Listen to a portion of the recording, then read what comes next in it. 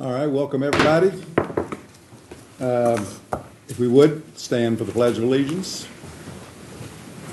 I pledge allegiance to the flag of the United States of America and to the republic for which it stands, one nation, under God, indivisible, with liberty and justice for all. Our invocation tonight will be from the chaplain of the fire department, Susan Baumgartner. Thank you. Will you join me as we pray? Heavenly Father, we come before you this evening, just thanking you for this day that you've given to each one of us. Father, we thank you so much for the rain that is falling outside as our land is parched right now, and we just thank you especially, Father, for that. And also, we're reminded of the recent fires we've had, and we thank you, Father, for our town servants, our firefighters under the leadership of Chief Jones, and the rest of our community, Father, in Swannanoa and other places that came to our aid. We thank you, Father, for their safety and protection and just for watching over them and for just your hand of protection on all of us, Father. And Lord, now we ask that this meeting, Father, would be guided with integrity, that those that need to speak would do so clearly, that, Father, you would bless our servants as they guide us and direct us, and that, Father, as decisions are made by these elected officials tonight, that, Father, you would help them to do so with humility, with integrity, and, Father, most of all, that they would do what they feel is right for this community as we continue to prosper and grow and welcome new members into this great place. All this we ask in your name. Amen. Amen. Thank you.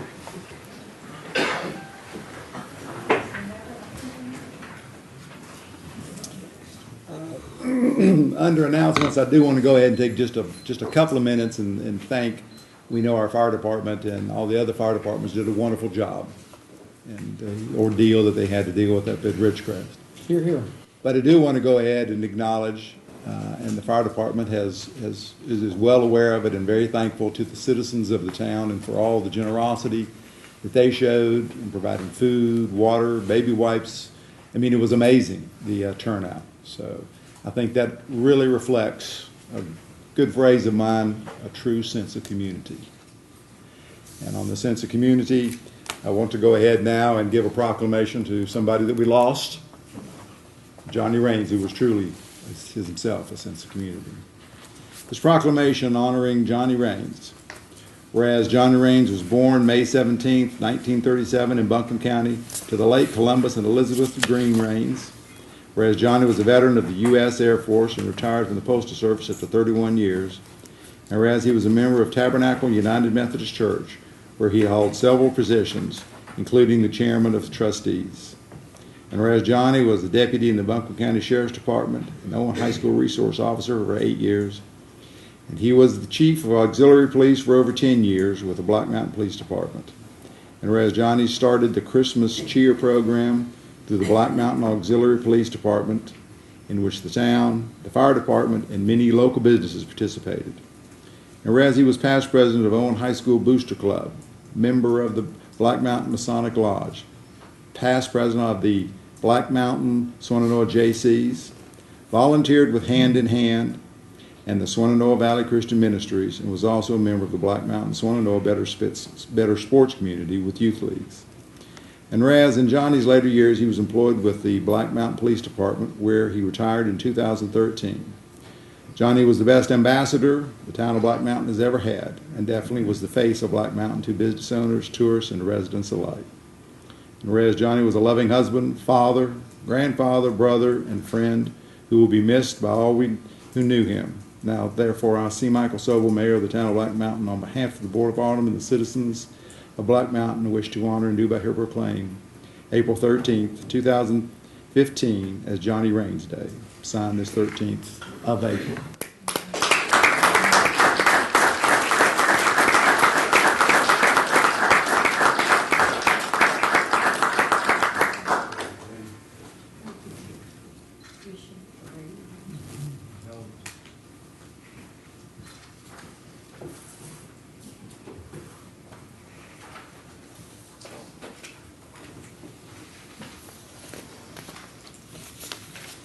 We have a second proclamation. This is for the litter sweep.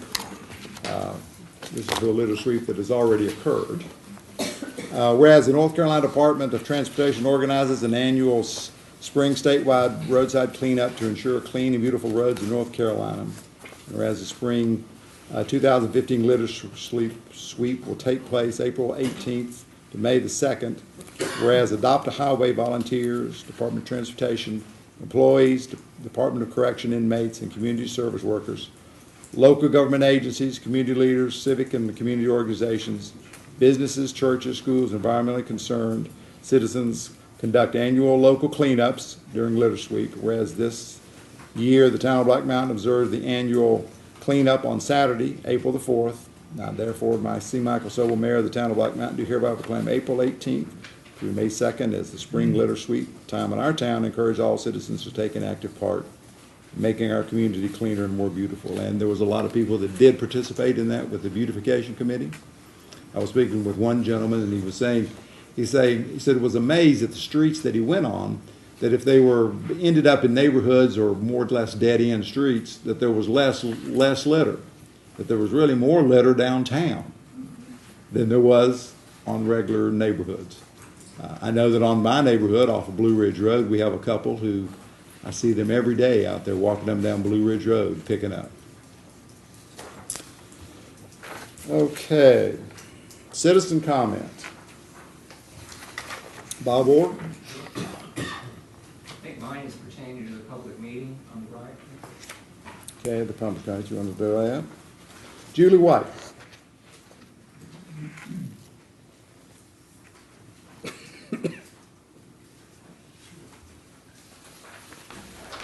Julie White, 205 9th Street, and I'm here on behalf of the Greenway Commission to express our appreciation to the Mayor and the Board of Aldermen for your continuing support of the Flat Creek Greenway and your commitment to see that through.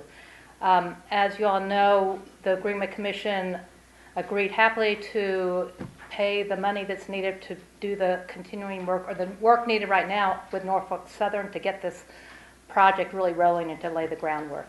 As part of that, we're conducting a public campaign to help raise the money so that we don't have to totally clean out our coffers.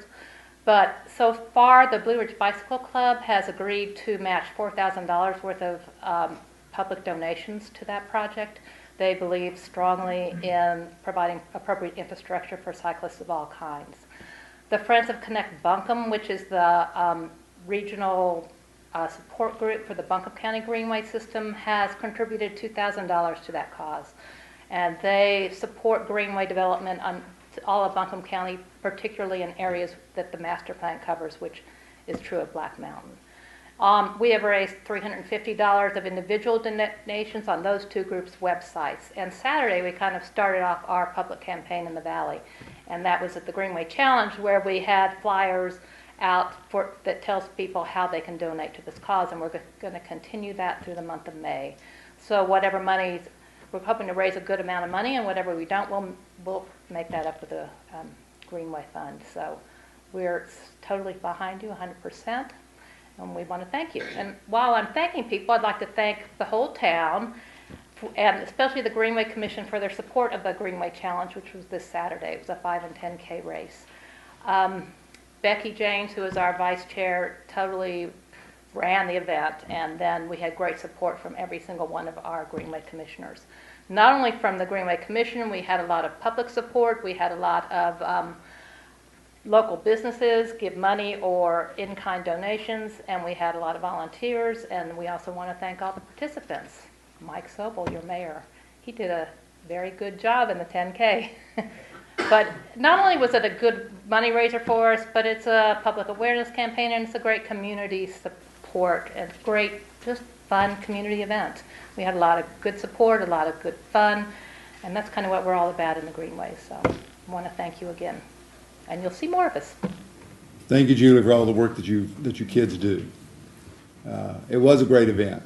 And as I've mentioned to several people there, it truly, again, shows that sense of community that is, I think, pretty unique to the town of Black Mountain.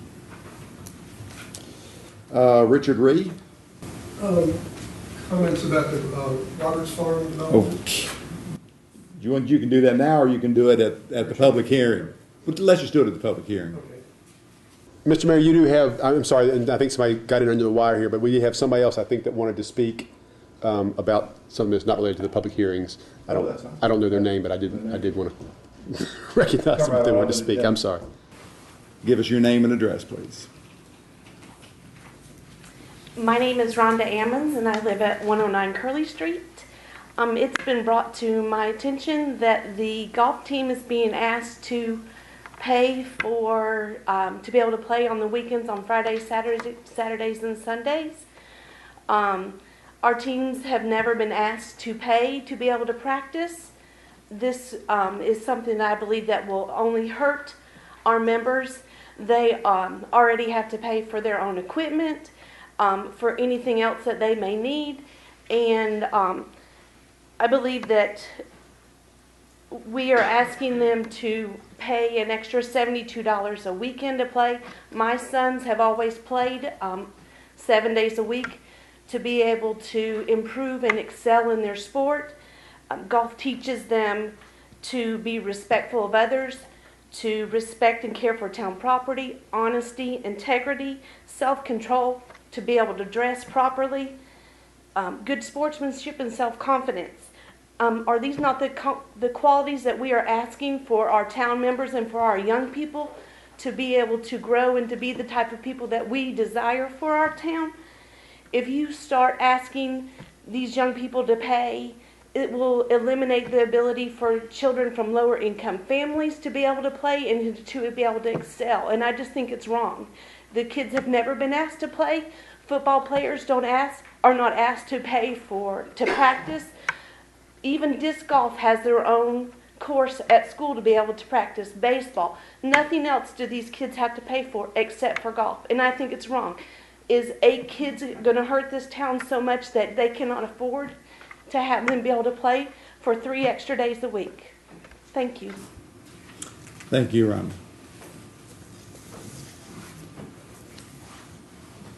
All right. Communications from the boards and commissions. First up will be Jamie Matthews, Public Service. Good evening, Mayor and Board. This will be Public Services Department's September 2014 to February 2015 biannual report. Start off, our work orders completed. Streets and parks, we had 1,090. Water, we had 1,112. Our line locates was 477. Water cutoff and connections was 330. Sanitation was 74 with a work order total of 2217. Under our water system, our water usage was 73,205,404,000 gallons a day. Our water loss is 37.67% at 255,000 gallons a day, which has been pretty steady and pretty average throughout. Under our water system projects, GIS, GPS mapping, me and Josh have been working together, and some of the guys that's been doing it in this department, and Land of the Sky is putting together a new program for us that's going to be more efficient and a whole lot quicker, and it's really, really a good website. Right now we're looking at buying a new unit, a better unit that can get us more accurate and detailed locations of our lines and everything we need to locate. Our Old Toll Road pump station upgrade, Mark White and Jesse Gardner Civil Design Concepts been working on this, and it'll be really a good thing where we have two 25 gallon per minute motors. We're looking to upgrade that to 150 gallons per minute, just because the motors that's there now they're not up to state code, and they're not capable to refill the tank at Charmeldy as quick and efficient as they could. So this will be a good upgrade to the water system. On our well pump replacement, last week we done a drawdown on well 1, which is on the golf course, which is a pump that's approximately 34 years old, and the numbers is currently being run right now to see if what more production we can get from that well, and from my understanding it's looking really promising. We just don't have the final numbers now, so that'll be another thing that will be, and plus the motor will be a more efficient motor as far as power usage that we're hoping. Our hydrant testing, We done 160 this year. We're doing it in percentages now, where we do so much a year and then it rolls back over. And so we done 100. We done Laurel Ridge and Asheville, and we got them completed. I want to thank Steve Jones for that and his guys for helping us out. Water line replacement. We've got Bridge Street, South Ridgeway, Alexander, and Mountain Street, and they're anywhere from 5 to 600 lineal feet of 2-inch line that we plan on replacing now that we got some projects out of the way, and do some upgrades there in our water system. Some other good news about the water system that I'd like to mention, and this is really new news, but the goal of this department within the next couple of years is to get our water system updated to SCADA. But it's a very high-tech SCADA. When all said and done, we will be able to control our water system from a smartphone. It will tell you the levels of the tank anytime you want to know. It'll tell you when a pump goes down. It'll tell you when a pump's running. It's unlimited of how much we can get as far as data on this. We can even have it where it tell you what the temperature in a well house is in dead winter. We can have it hooked up to where it tell us how many amps our well pumps are running. So over the years, as the amps become less and less, we'll know when that motor needs to be, or the pump needs to be replaced.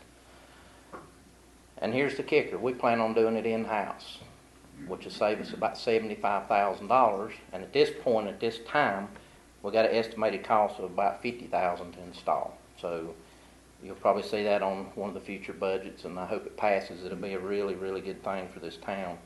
It'll take a 40-hour week job and turn it into about a 12-hour a week or less job. So I'm really excited about that. I'm really excited about being able to do it in-house.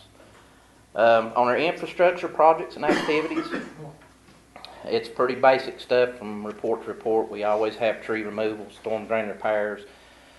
The asphalt plant stayed up a little longer this year, so we was able to get out 24 more tons. Of course, we do our street sign replacements. Our winter preparations was always done, plows and trucks. Our snow removal, I was very pleased this year. We got a lot of compliments from citizens about the snow removal. We are already restocked and ready to go for next year. We spent $7,100 total restocking out of POW bill funds. We put out 78 tons of salt and sand. So that's already restocked, and like I say, if it snowed today, we would be ready to go.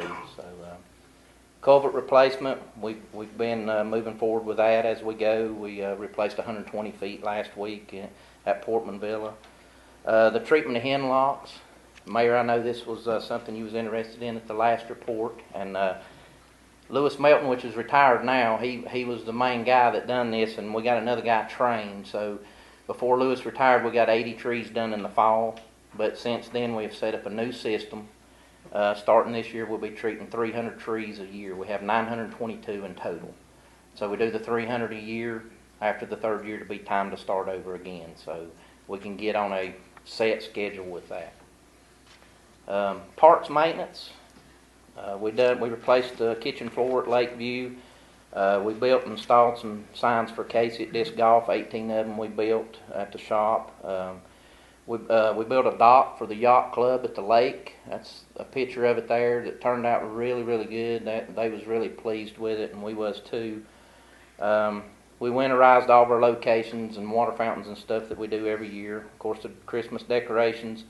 We've been removing the silt from intake at Lake Tomahawk every 4 months. We've done it to the end of November. It's actually due now to be done. It's scheduled to be done just as soon as we can get a day when it ain't raining and we don't make such a mess. We'll be doing that again, and we usually take about 21 loads at a time out of there, if you're wondering. So it needs to be done. We installed the rest of the parking stops at Town Square, got that finished, and part of our energy efficient plan and just some stuff about going green.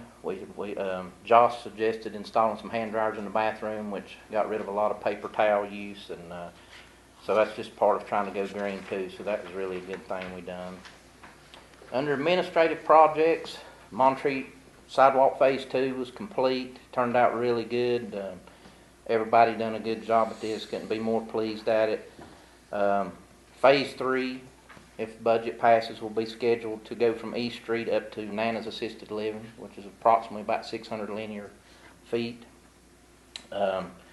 Sidewalk replacement and repair. We replaced all the cuts that we made for the water taps on State Street, got all them fixed back. And I don't know if you paid any attention, but down State Street in front of the car wash and stuff, there was several lids, storm drain lids, that was crushed in and was not working for storm water. We replaced all them but one. I have some money to finish out before the budget ends. We're going to replace the other one and fix some more curbs and stuff around town, and get the rest of that money that was budgeted and get it finished out on some other good stuff that needs to be replaced. Lake Tomahawk dredging. We've been working on this. I know me and Matt and Jesse met over there, and we've met with Army Corps and several people involved, and we're getting a permit process going as we speak. That's underway right now. We're looking at taking out about 5,000 cubic yards of material around the intake at the lake and the island, and that's where it's really the worst and where it's posing a big problem. So that is being worked on as we speak. This is the one I'm looking forward to. This has been on my report since 2011. I looked this Two Dams Emergency Action Plan with the Army Corps of Engineers. As far as our part with the state, it is complete. There's so many people to thank on this, and I want to try to brief through it, but I don't want to leave nobody out. C&R Wood Waste, Brown's Farm, Eddie Frizzell at Appalachian Machine, he machined a stainless, the wheel valve that goes in the gate valve to drain the lake. He just charged us material. His labor, he didn't charge us a penny. So I want to thank him for that. Billy and Joe Duncan done all the welding, done a super job. I want to thank them. To tell you a little bit about that job, it wasn't just going over there and taking stumps out. The soil had to be tested specifically for this job. We tested 4 sites. One site passed. It was in McDowell County. I want to thank Robbie Robinson because it took 100 loads of dirt at 8 tons of load. So these guys worked daylight to dark for 2 weeks, and they hand tamped 800 tons of dirt into the ground. It took 2 days to do one hole. It was bigger than a car. Some of them would be 6 to 7 foot deep and literally big as a car. So I was really proud of it for that. We saved in-house the taxpayers about $75,000 on that one job. I want to thank J&L Tree Service. They done an awesome job taking out the trees. There was actually 54 trees that was took out that was state mandated. There was another 24 trees that we took out that was dead and was a hazard that needed to go. So, but to let the general public know, to look at it now, we are not done. The state part is done. As soon as it dries out, we still got some landscaping to do, and there's some plans with the beautification committee. It's going to be really nice when we complete it over there. And so we'll get back on that just as soon as we can get some dry weather. But it is complete, and I can't brag on them guys much about how hard they worked and how talented that them guys are. But we can mark that one off as complete, and I'm very thankful. It's been a long time waiting. On our energy efficient plan, I know Josh was updating that, and so he brought it to the board one day and wanted to get some stuff done, and we took him up on it, and we implemented it at our public service building. We replaced 10 lights inside the shop that was currently using T12s. That was 40 watts a bulb. It's two bulbs per light. And we replaced it with full LEDs. So basically what we done is we was using 800 watts and we've cut it down to 220 watts. Our Cherry Street restrooms, we took it from T12s to T8. There were 16 lights in there. To break it down, we was using 640 watts. Now we're only using 160 watts. So we replaced the screens on the sinks, low flush valves on the toilets, set our hot water heater to 125 degrees. And something else I'd like to mention, we went totally biofuel. So our whole shop is biofuel now only, just part of another effort to go green. I know we done it as a pilot test. It done really well. So we installed a 500-gallon tank. So anything we got that runs off of diesel is biofuel. So we are totally biofuel only. Golf course maintenance. We done some stuff to help Dean and them guys up there, and we filled out for some Army Corps permits to replace a failing culvert up on the golf course. I received them before Easter. They were approved by Army Corps and North Carolina Wildlife, so be getting with the golf course and scheduling a time to get that replaced. We also replaced new lights up there, more energy efficient lights. I think I mentioned that on my last report, but because we'd done more, I wanted to mention it, that we'd done that up there also. The bathroom roof on the front 9 had some rain damage, and so we replaced trusses, roof, shingles. And while we was there, we went ahead and decided to replace toilets, paint the inside, and get it back looking presentable the way that it should be. So we went ahead and done that. Installed new doors at the 19th hole, and we had some erosion as you come into the 19th hole. Actually, on the side of the road, the whole side of the road was eroding away. So 2 of my landscape guys that are really, really good, they decided to come up with a rip-wrap water feature. So they went in and fixed that back, and it turned out really good also. So we got that done. Just a few statistics I want to mention. Speaking of doing jobs in-house, I would just like to say, after looking back through this, we've done 3 jobs in-house that have saved the taxpayers $200,000. So in turn, I would like to say thank you to the board and my leadership for listening to this department about what needs we get, what equipment we need, because without the proper people and the proper equipment, we couldn't do these jobs. So I thank y'all very much. And something else I would like to read, and this is a little off base, but I'm going to step out on a limb. We had Lewis Melton retire last month, and I think everybody knows Lewis knows what kind of guy he was. And we had asked Lewis before he retired, because he had his own little system about how he done stuff, if he would draw us up some of the stuff he done for the new guy that was coming on board to make his job easier and more efficient, because Lewis had done it so long. And so time went by, months went by, and we kept aggravating him. Lewis, you ever going to get us that stuff? And he said, I'll get it.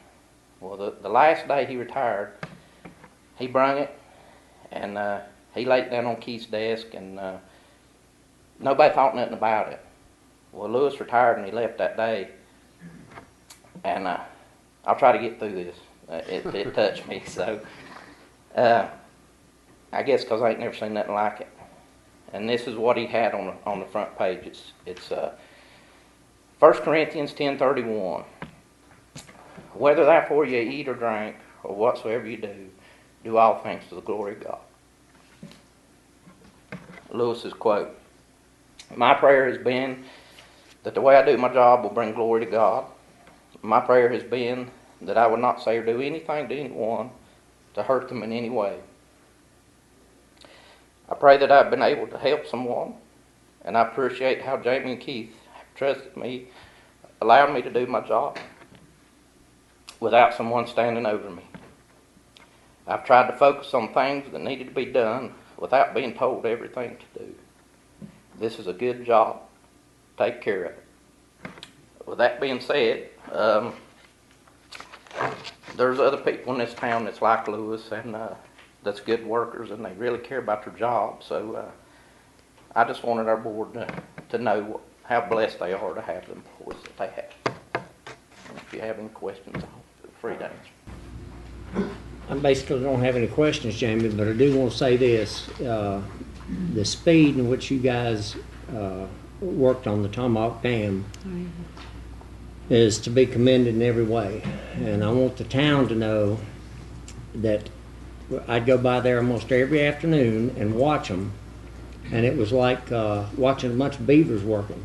One was doing this, one was doing that, and there was no wasted motion. And 90% of the time when I came there, Jamie and Matt were up there. And so your guys need some praise for what they did and how quickly they did it. I just can't praise them enough, because of just the hard physical labor. I mean, I know that when they went home, they probably beat knots all over their wife or spouse's head from running the whacker packer. I used to make jokes of that, so there's no doubt. I mean, it's physical work, and like I say, I didn't make that up. From the time they come in the mornings, we work till dark every night. And if you'll indulge me, I would like to read from the, we had an engineering firm, obviously, from W.K. Dixon, that oversaw the project, so they had to sign off on it. And their engineer that was the technical manager, and I'll just read 2 sentences from an email that he sent to me personally after the project was done. He said that, I've been an engineer for 30 years, and I've been on quite a few construction sites, large and small, and I can honestly say that I don't think I've ever seen a more cordial, cohesive, hardworking, team-oriented group of guys in that 30 years. I can tell that they take ownership of their work and have a great deal of pride in their community. The town is fortunate to have such competent, professional, and hardworking employees. And that's what I didn't ask him to send that to me, obviously. He sent that after he'd spent a couple of days out there and realized that and by we, I mean Jamie and his crews, had done such fine work. One other thing I want to bring up that I want the town to make sure that they understand is we've got a silt problem in Lake Tomahawk. But for the last 3 years, we've not been adding anything to that silt problem except for some of the sand coming off the pathway that goes in there, and it's just very, very, very minimal. But by what you guys are doing, you've stopped all that problem from getting worse simply because you're going every 3 months and you're digging that out of that basin. And what was it you said? Was it 8 truckloads? 21 truckloads that we get out of there every 4 months, that if we hadn't enacted and started doing what we're doing now, would be in the lake. Yeah. And I'd like to add to that, Don. I left something out that I should have mentioned. And the same engineer that Matt's making mention to, he mentioned getting some grants from several places, Duke Energy being one, because of coal ash and stuff. They're wanting to help out with some of these projects. Josh took the bull by the horns. He's been talking to different people about it. So we are going to seek grants to do some stream restoration up through the golf course, to do some sloping and planting that will have a big effect on a lot of this soil getting into the lake. So that's being sought after too, and Josh is doing a really good job of that. So Appreciate it, brother. Yes. any other questions? One thing, let me just mention on this hemlock, just so you went over, you said you got 922 trees. 922 trees, yes. And I don't know, it sounds like a lot of trees, but if it was just 10 trees, the amount that this costs the town is somewhere in the neighborhood, what, $2,000-3,000 a year? Yeah, it's very minimal. And I know when we first started treating these trees, I know we treated 500 some trees just right from the get-go. So once we get back on this system and get going on the 300 trees a year, they'll be right on a schedule like they should be. Well, Mr. Warren knows this probably better than anybody, not that he does it, but because of just the fact of just dealing with the trees and how expensive it is to take them down. Most of these trees, if you were to have, because they're on the right-of-ways, they're on property that's right next to the roads, under the power lines, in the power lines, you're talking close to $1,000 a tree. If those trees had died and we had to take them down. And the simple math is almost $1 million. Just because they got on it early, stayed on it, and helped keep this woolly adelgid in check. So, thank you.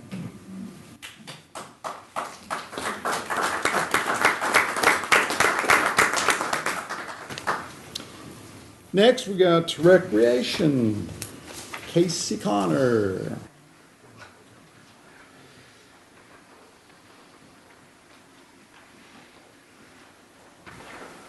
Mayor, Board, thank you guys for the time.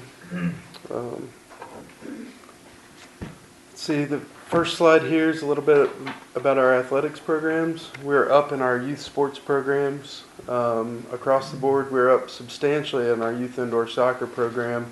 Over 50 kids more participated this year than last year.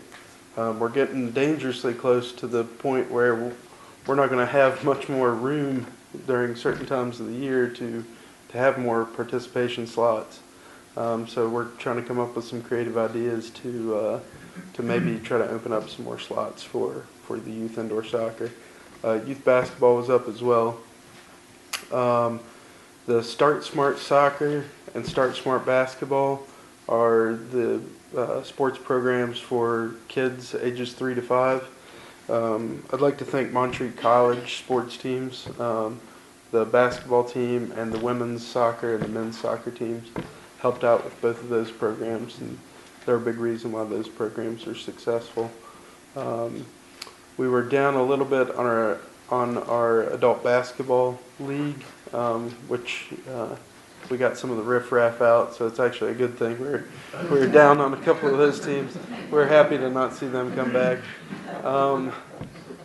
The adult softball, we're up pretty good there, and the adult dodgeball as well.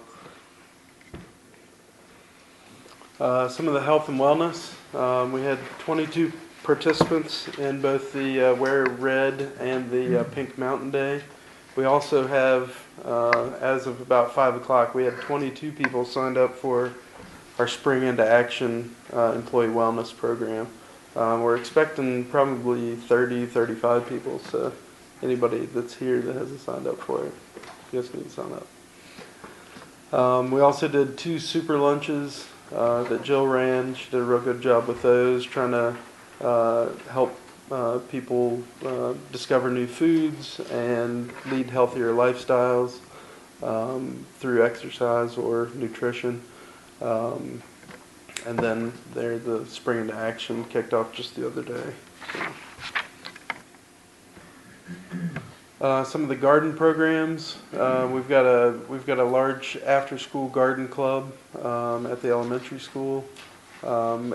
We've got a few less kids now than we did in the fall. We've only got about 20 kids in the spring. We had 28 last fall. We've got 72 gardeners over at the community garden, the Dr. John Wilson Community Garden over near Gray Eagle. And we've got a waiting list, so there's a few people still waiting for plots to open up, whether people leave or aren't able to fulfill their commitments. Well, we should be able to fill those as well. As you can see, we donated 3,200 pounds of food, and we had over 1,500 hours of volunteer labor there. And it was a total of over 300 gardeners and volunteers there that donated the produce and the hours. And that's 300 individual ones. That's not 300 different people, not us counting the same person twice.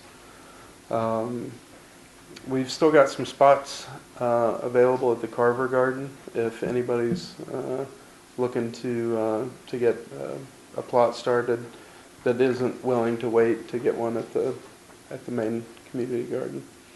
And also the Diana McCall and Jill Edwards presented about our little community garden at the National Recreation and Parks Conference, at the National Conference in Charlotte this past year. So that's a pretty cool accomplishment. Weren't very many other small towns our size that had presenters there. The senior activities, Brittany's doing a great job over there. Still a lot of interest in the Tuesday hiking group. The lunch site, as you can see, we've got quite a few exercise classes. She started she started several new classes. Better balance class, Tai Chi, there's a laughter yoga class. I'm not sure about that one, haven't seen it, but it sounds funny. The beginner bridge, the Smart Girls is an intergenerational program that's pairing up seniors at the senior center with middle school girls from the middle school that come down. It's kind of a mentoring program. And they also did 4 Van Clan trips over the past few months.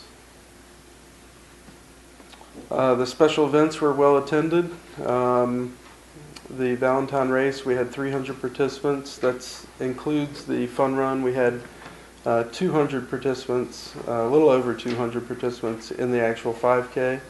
And then we had about 60 participants or so in the fun run. The Circle of Lights after the parade is always a favorite. It was very well attended this year. The weather cooperated. It was very nice. The Mini Monster Fest, which is our fall festival, was over at Grey Eagle Arena. And Brittany also started a Movies at Lakeview program, and we've had 51 people come to that so far.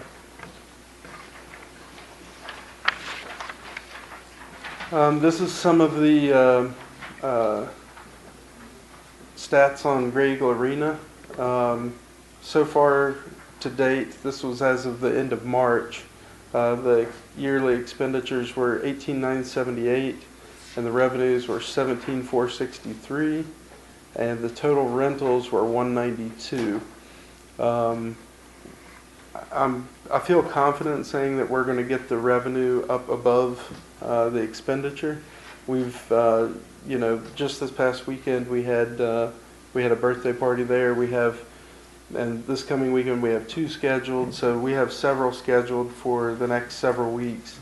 And if anybody's interested in having a birthday party there, it's $150 for Black Mountain residents, $200 for non-residents. We have the 3 bounce houses that we get out, and you can have about 30 kids there, and it's really not that crazy. You think a party with 30 kids would be crazy, but in there it's big and it's well spaced, and so it's manageable. Does anybody have any questions about Grey Eagle? No, other than that, you're saying you think the revenue's going to get up. Yes. Yeah. We're only $1,500 away from breaking even. Right. That's recreational activity that we're doing here in this town. Mm-hmm. That's basically paying for itself. Mm-hmm. It's folks are having to ante up and pay to enjoy the facilities, and obviously it's not that much per time that you rent it. Right.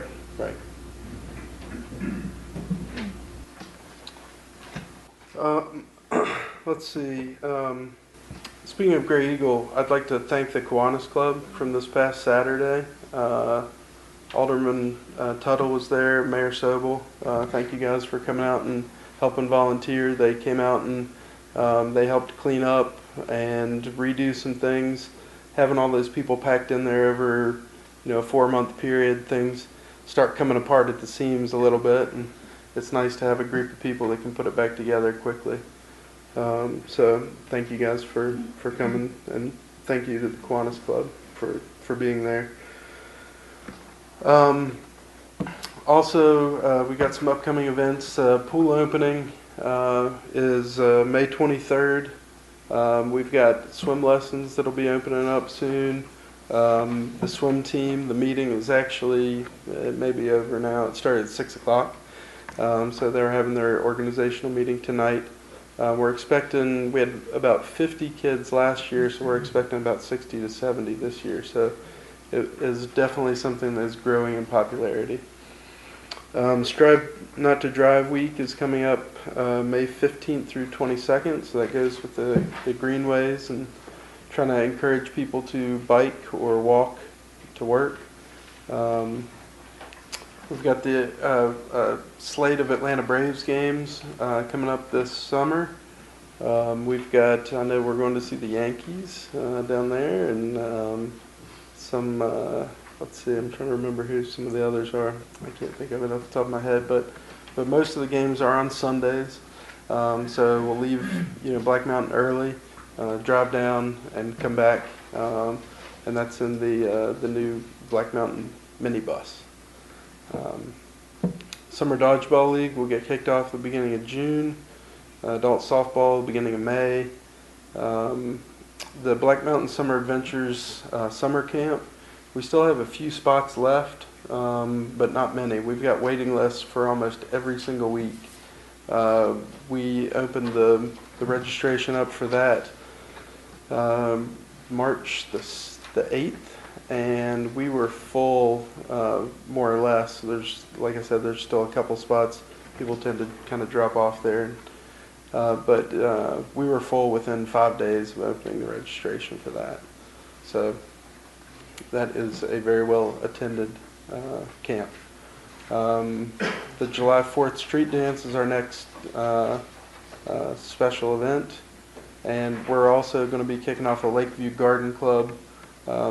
Some of the bushes that are there along the walkway down from the parking lot down towards the Lakeview Center, we're going to take out some of that landscaping and how it's kind of tiered in there. We're going to do some gardening for people with accessibility issues. So, also, I'd like to take the opportunity to thank you guys for investing in the Carver Center. We've got the new roof on, the insulation's done. It's hard to tell how much savings at this point the insulation has, saved us because it wasn't there for the full winter. But I'll tell you, you could walk in some of those rooms before the insulation was there and after, and it's going to make a big difference. It really, really is. So I want to thank you guys for that. Any questions? All right. Thank you. Let me just say, I just want to commend Casey for making, again, for good use of public dollars. He's very good at finding sponsorships and grants through Buncombe County and smaller private grants. Casey does a great job of using what small staff that he has to bring the most bang for his buck that we've got here. And so I'm really pleased with that. I think, and you'll be, if we can get this Part F grant in July, you'll be really pleased with some of the improvements that you'll see at Rec Park too. So I just want to say thanks for that. Thank you.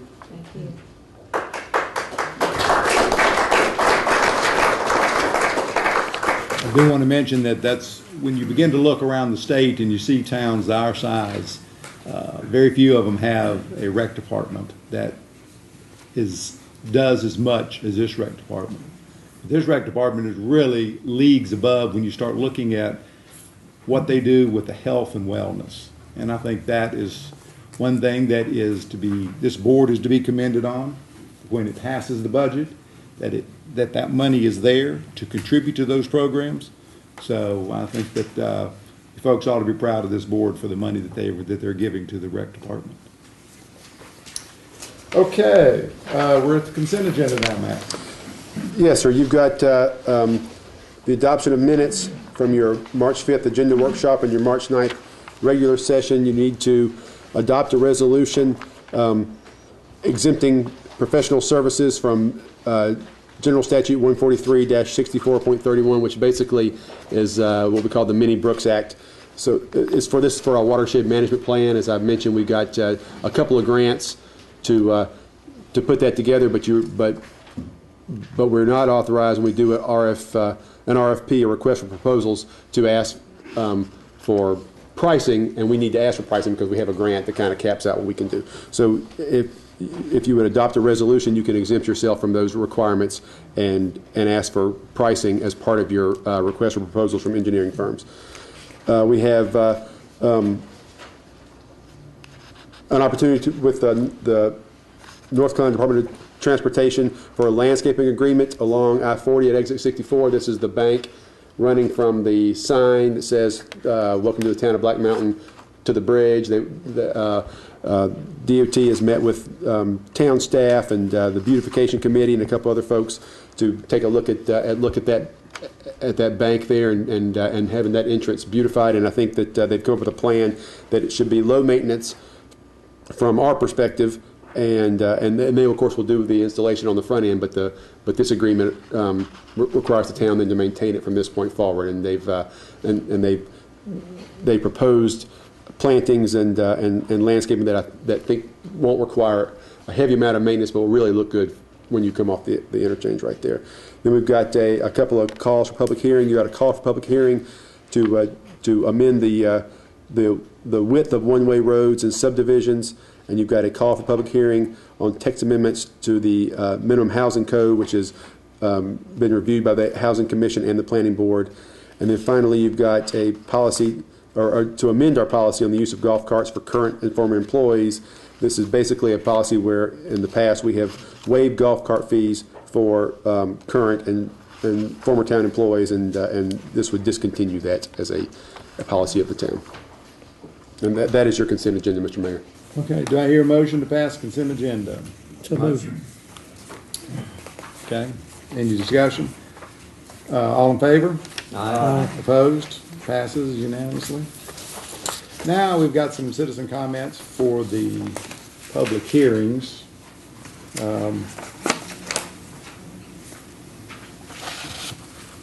Bob, you want to speak first?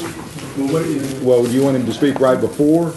I mean, what I would do is open. I'm sorry, Bob. You jump up and sit back down. I would open the public hearing and then let him speak. Let everybody speak then, because that way maybe Josh could kind of give an overview of what we're going to do, and then people could speak. Okay. We've got a public hearing on text amendments for setback definition to the land use code. Do I hear a motion to open it? So moved. All in favor? Aye. Okay, the public hearing is now open. Mr. Ward. Thank you, Mike. My name is Bob Orr. I live at 21 Vance Avenue. Own and operate Black Mountain Stove and Chimney. And I'm here first to say how glad I am to be here tonight. The public services that the report that Jamie gave and Casey, I'm just totally impressed, and I go home with a real warm feeling that we are positioned with people and equipment and the correct attitudes to go forward into the future as a community. And it's a good night for me. So I wanted to say that to you. I know sometimes it can be boring, but tonight is not, and it's a good night. But I'm also here on a good note, also because I wanted to make comment about the setbacks. 3 months ago, approximately, as the town was considering what to do about the changes for setbacks to bring it into a more uniform manner, they listened and deferred it for a while. And I say thank you, to be well commended. And also the planning board, I believe at the leadership of Josh, went forward and came up with some sensible and some very good ideas concerning the setbacks for the businesses and the residential, and I just say that's a very good thing also, and my compliments on that. Basically, that's why I'm here tonight, to say thank you, to say we have a sense at our business of gratitude because it has helped us individually as a business, but I believe it also is helping the community to utilize our space and make it more profitable.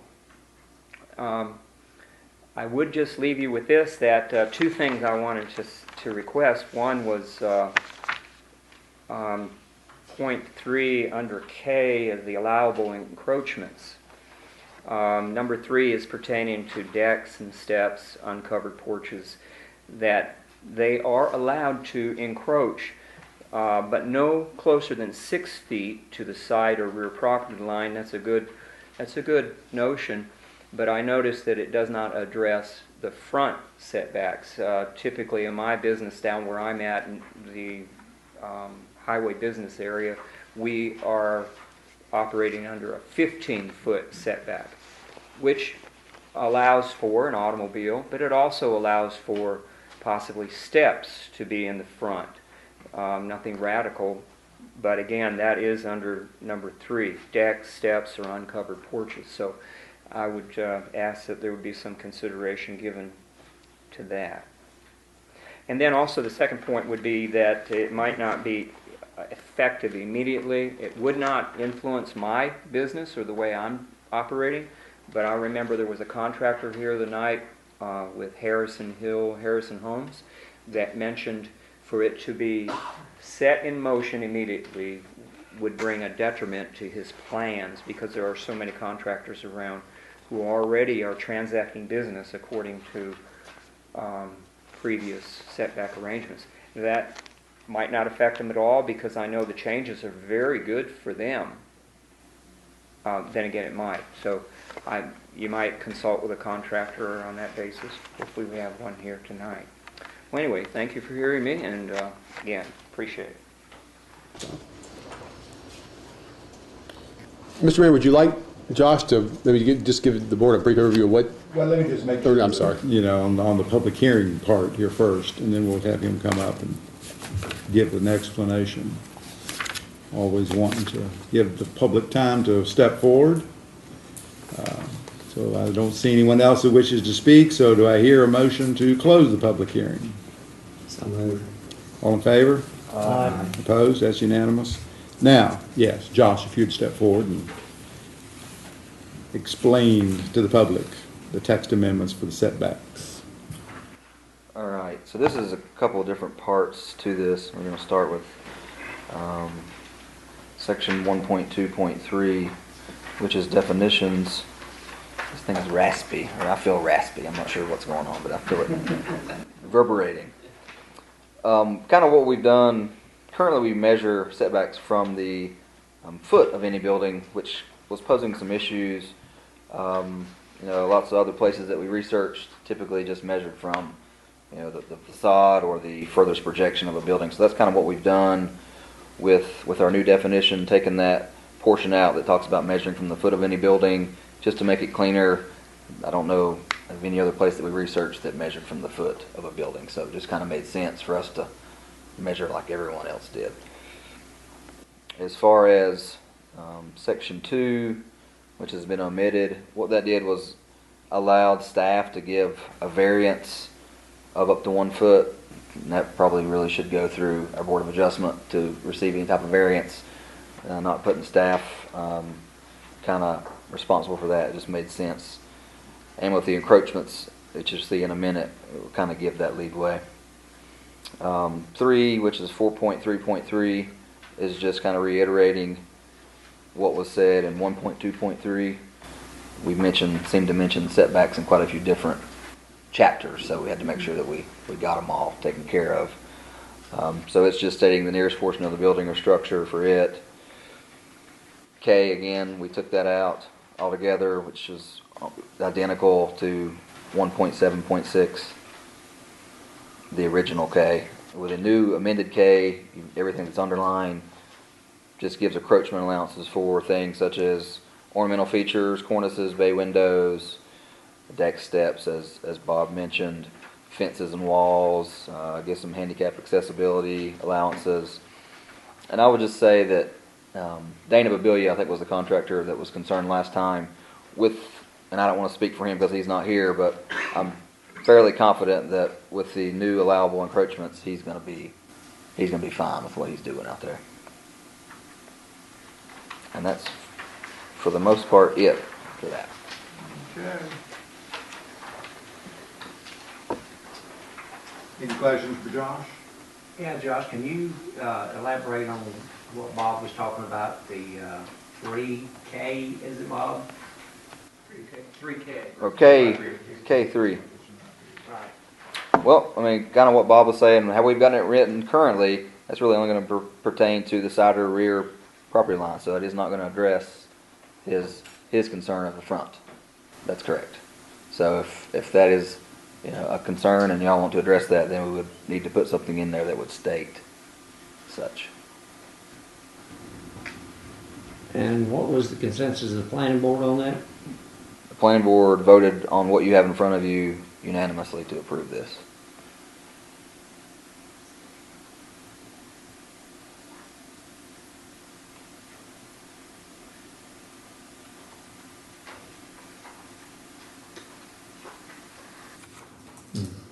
Bob did bring it up, but my feeling on it is, of course, it's the board to decide, that, he has addressed an issue, but I don't think that it needs to go as far as to have to deal it tonight, that you could do this, and if there is other contractors that feel that that front issue does warrant further, investigation and further discussion at the planning board level, then that could be initiated through your department and then bring it back to the board to discuss it. That's correct. That's agreeable.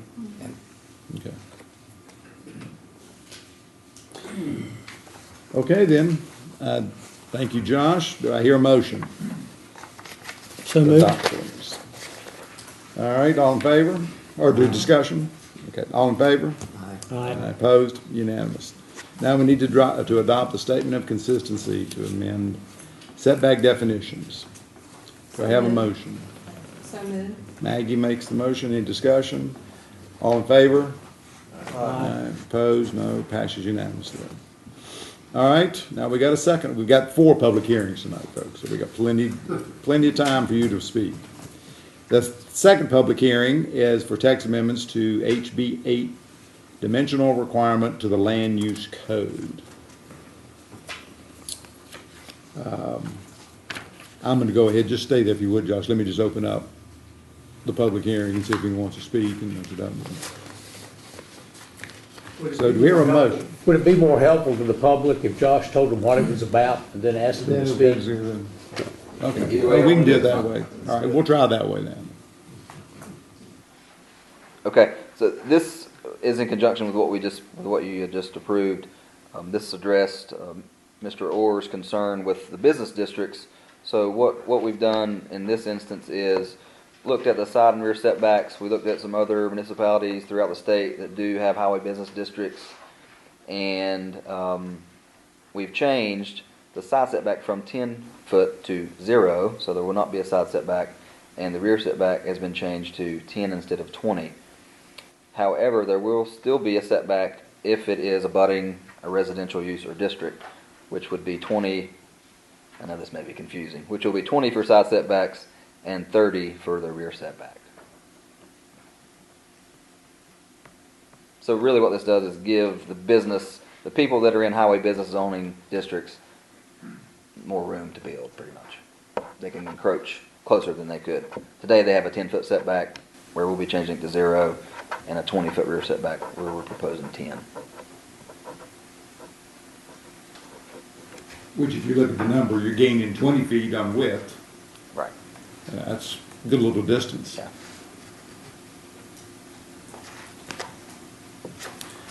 Anybody wish to speak? I guess we probably ought to go through the procedure of opening up the public hearing. Do I hear a motion? So moved. All in favor? Aye. Does anyone wish to speak? I hear a motion to close the public hearing. So moved. All in favor? Aye. All right. Now, we need a motion to adopt the proposed ordinance 015-06. So moved. Any discussion? All in favor? Aye. Opposed? Passed unanimously. We need to adopt a statement of consistency for the HBA dimension requirements. Motion? So moved. All in favor? Aye. Opposed? Unanimous also. Okay, so that's the second public hearing. The third public hearing is on a text amendment to the tobacco use ordinance. So if you will give us a briefing on that one, and then we'll... I'll be glad to do this one, Josh, unless you want to say the word vaping over and over. Feel free. Okay. All right, I will. I'll give you the health initiative. You know, we have a tobacco use ordinance and on public properties that prohibits the use of tobacco products, and they would like to include e-cigarettes, which everyone seems to refer to as vaping. We would like to prohibit that, or they would propose prohibiting that. The planning board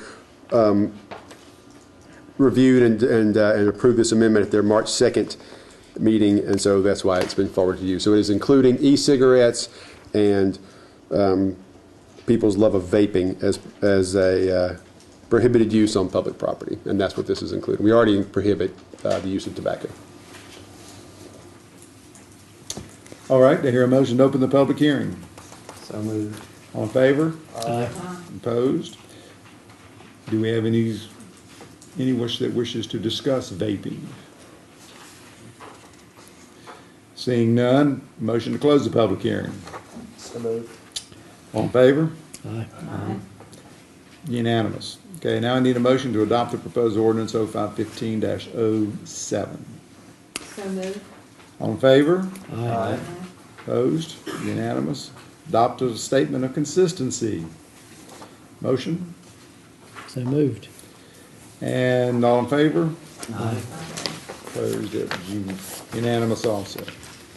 Now we get to the fourth public hearing, and this is going to be on the Roberts Farm Development Agreement.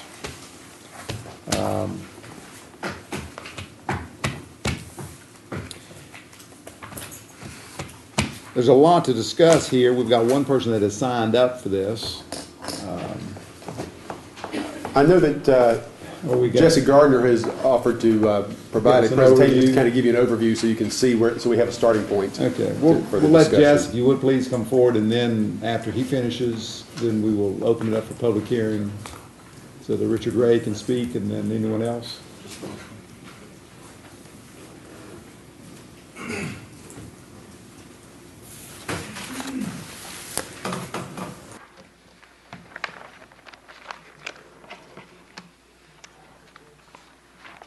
Thank you, Mayor, Board of Aldermen.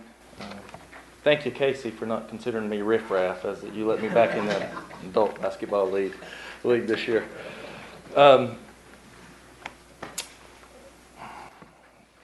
Hopefully you all have in front of you the master plan booklet, and also we've got it here on the slide for people in the audience. It might be text be a little small. I'm gonna.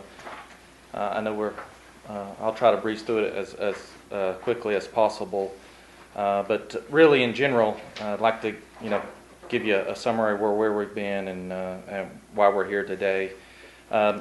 This plan is in front of you is basically the exact same master plan that got adopted and approved back on November 2009.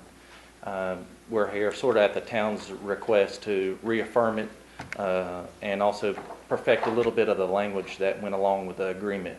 So just wanted to point that out. Part of the design team, I'll introduce us and I'll speak to some of the stuff, but with me tonight, again, I'm Jesse Gardner with Civil Design Concepts. We're the engineer of record.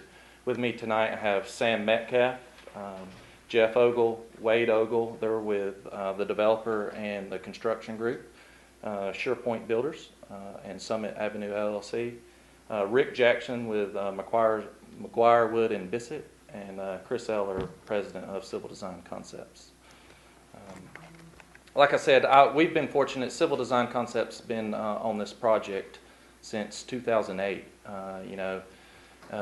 We identified this and been working on this project pretty actively here currently, and very active back when it went through the original process. And just to give you a summary of that process is, as we sat down with Elizabeth Teague, the planning director at that time, she was sort of, this property, as you see it on the cover sheet, it's between Hilltop and Carolina Heights, and it's 35 acres. It is a beautiful piece of property, and it's a key piece of property in the town of Black Mountain community.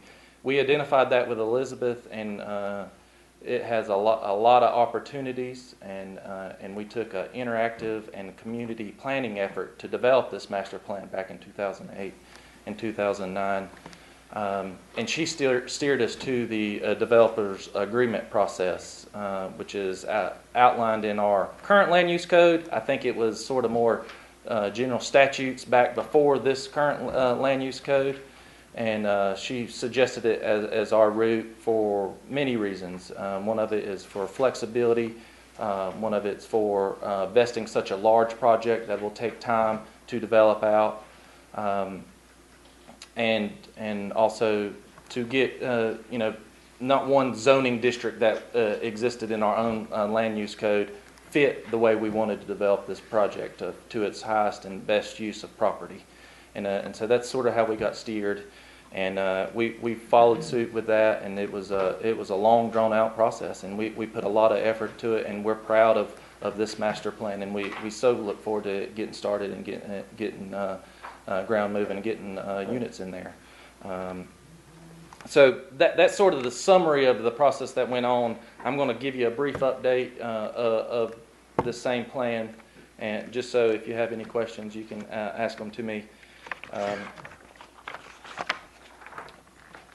As I mentioned, I guess I need to control this guy. Roberts Farm, we're excited to bring this opportunity to town of Black Mountain. Roberts Farm is one of the most beautiful tracts within town limits.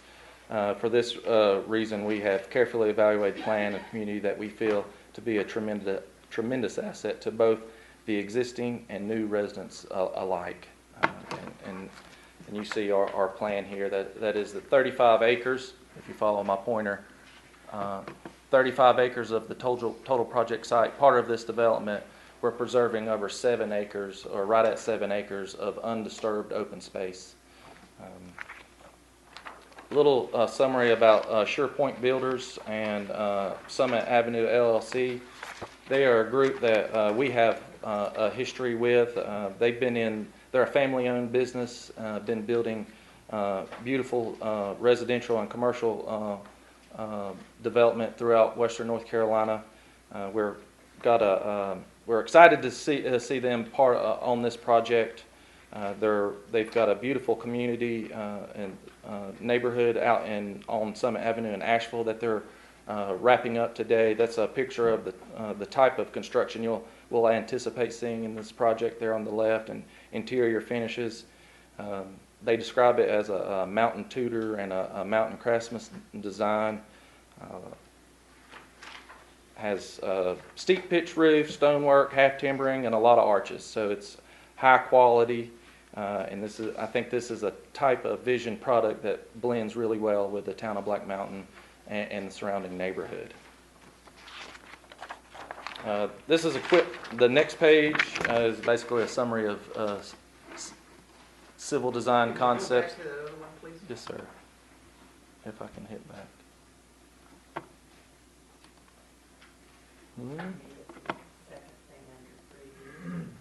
Say that again.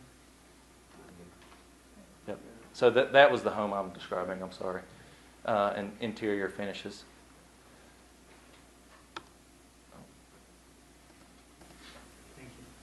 Civil design concepts. This is we're a multidisciplinary engineering firm. We've been in business for over 10 years.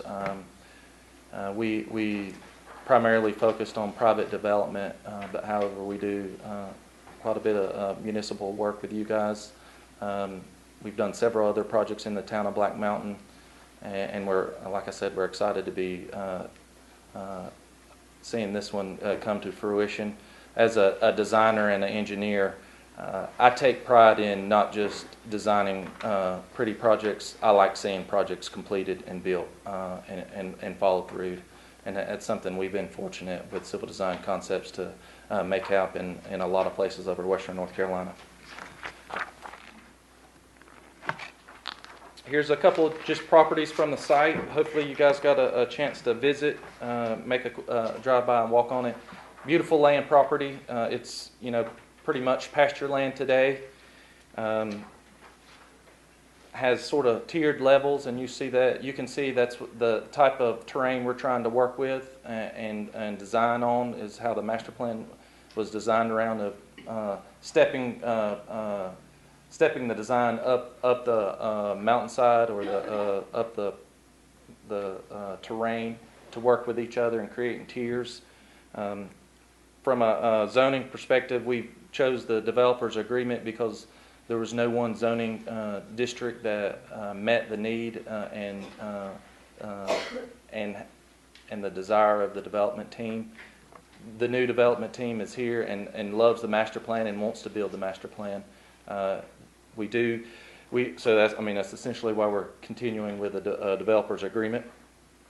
Some specific setbacks, as we mentioned, setbacks are 20, 15, and 10 for this project. We did double the northern setback along Hilltop through discussions back in 2008 and 2009 with those residents to provide them additional distance between existing property line and future development. Roadways, grades, and widths. We will design these streets to be to meet town standards and to be taken over by the town upon completion.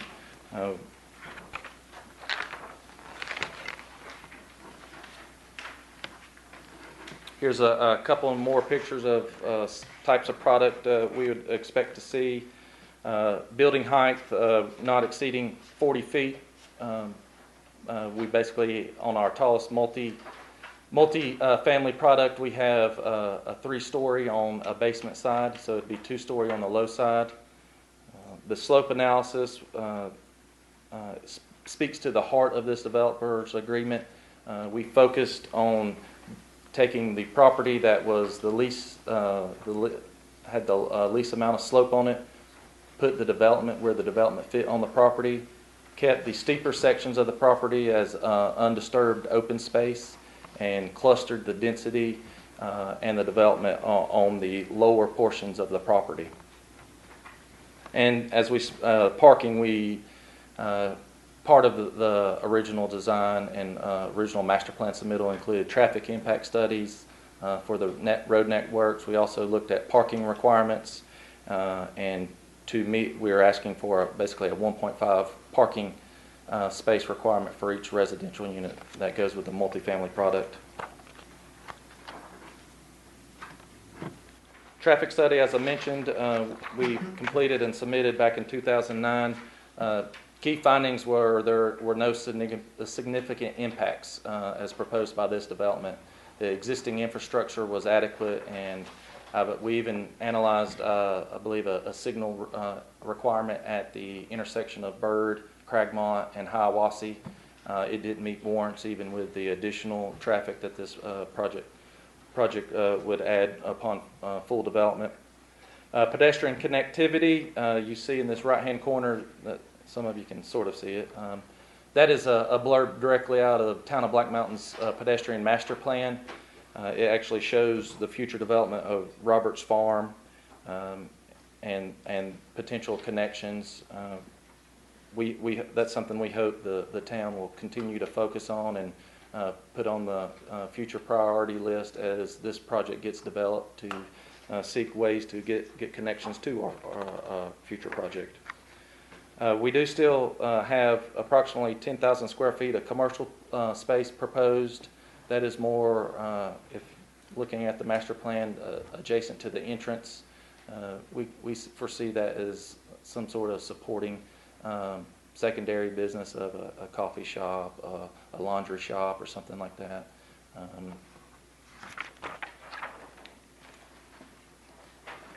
A couple more views of potential products. This is sort of the Craftsman look. A lot of natural stone, with cedar shake sidings. Individual lot sizes as shown on our master plan.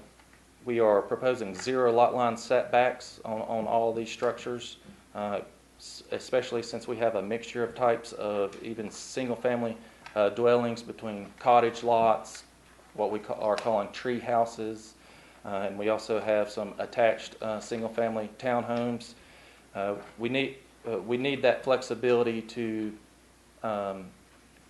be able to develop, and again, these plans are very conceptual, and so as we get to full engineering design and construction documents, as sort of the developer agreement alludes to, we need flexibility to make all of these plans, designs meet the terrain and meet all of the planning and stormwater requirements and water and sewer designs as we progress those along.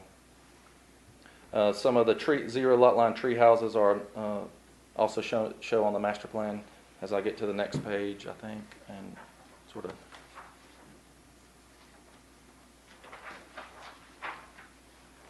Let me speak to the items we need your help with.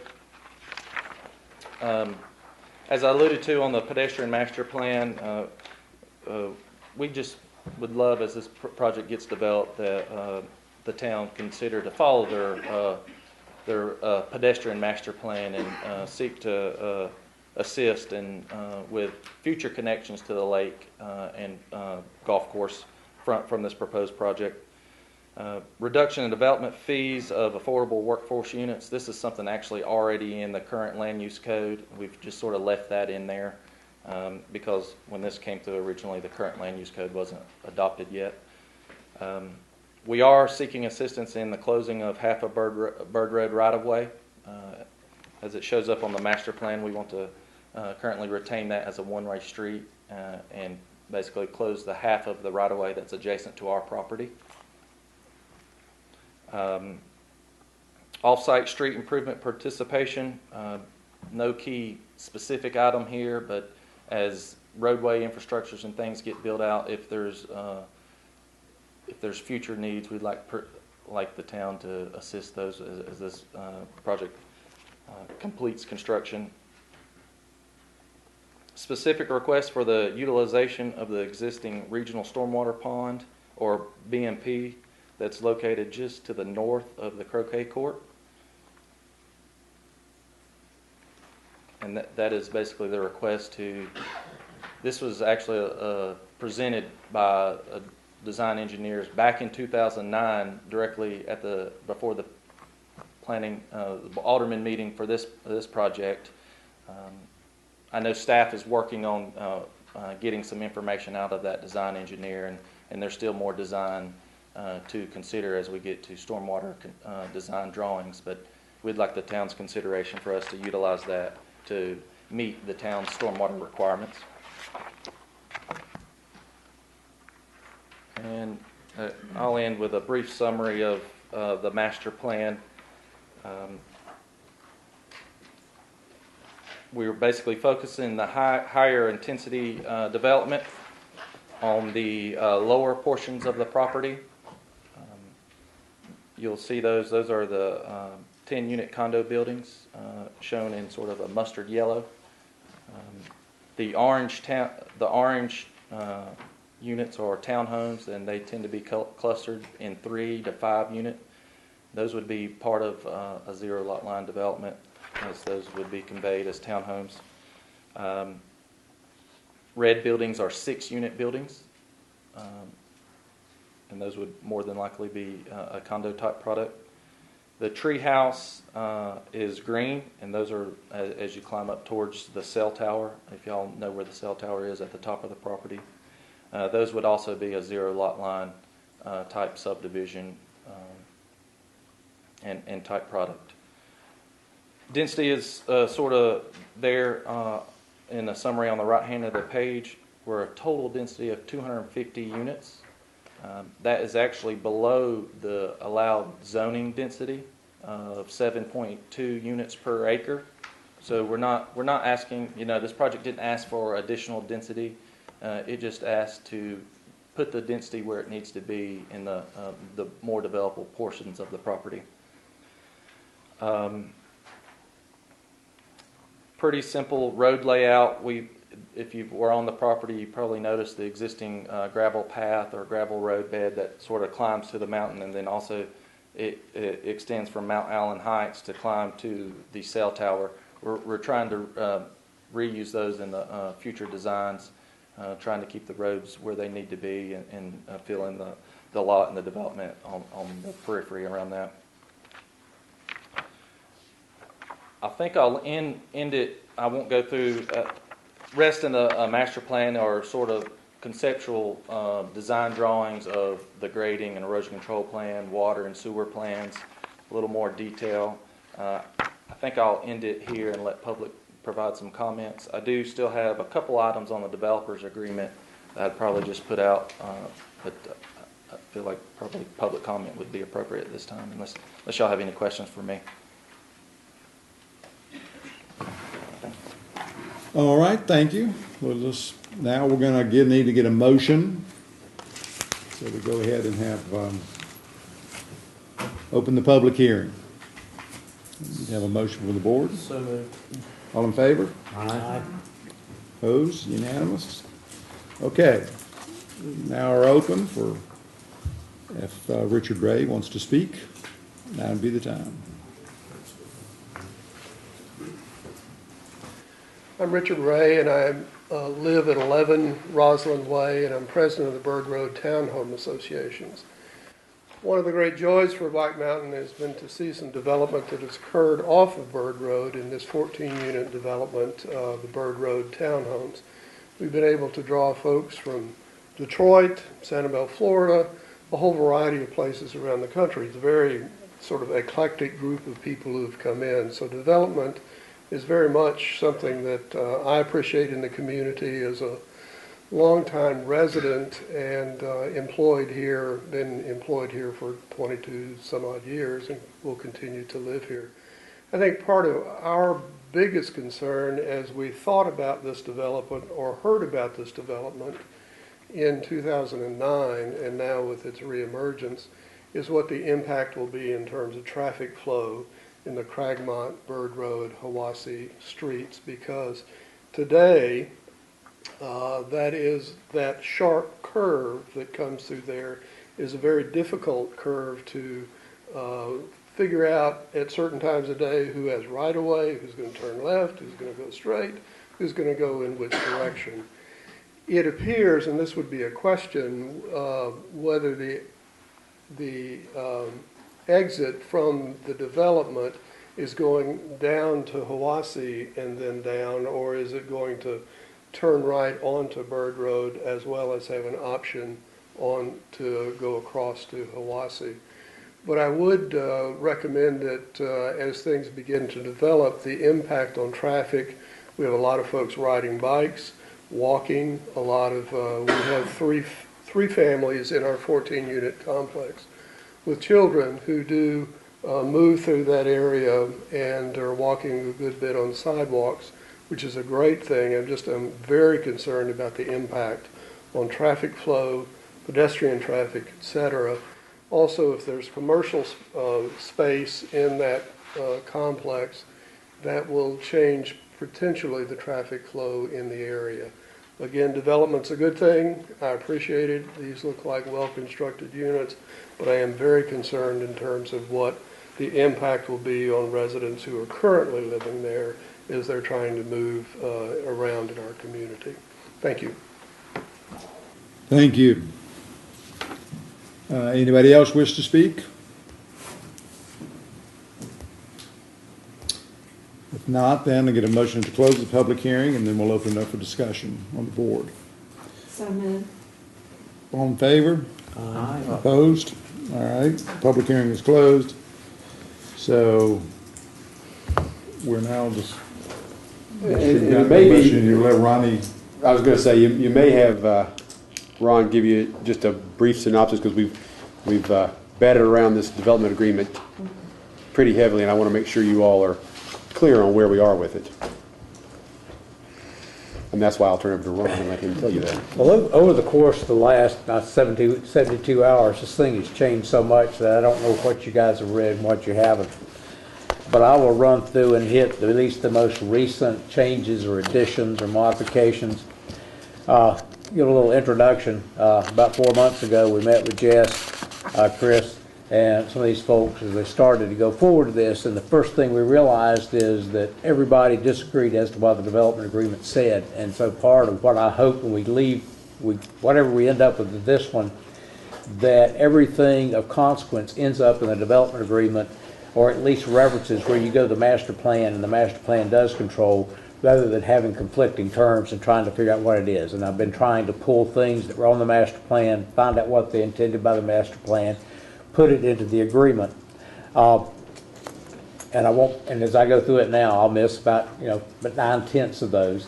But I think I'll hit the ones that I think are significant for this body. But one thing the first thing is, this is an agreement that is capable of being amended. And what we discovered when we first started talking to these folks is they were trying to decide whether do we amend this one to make it fit or adopt a whole new one. You're here tonight as if you're adopting a whole new agreement, as if it never happened in 2009, except it gives you the basis to come off of. And any amendment or any modification of that plan would require this board's attention.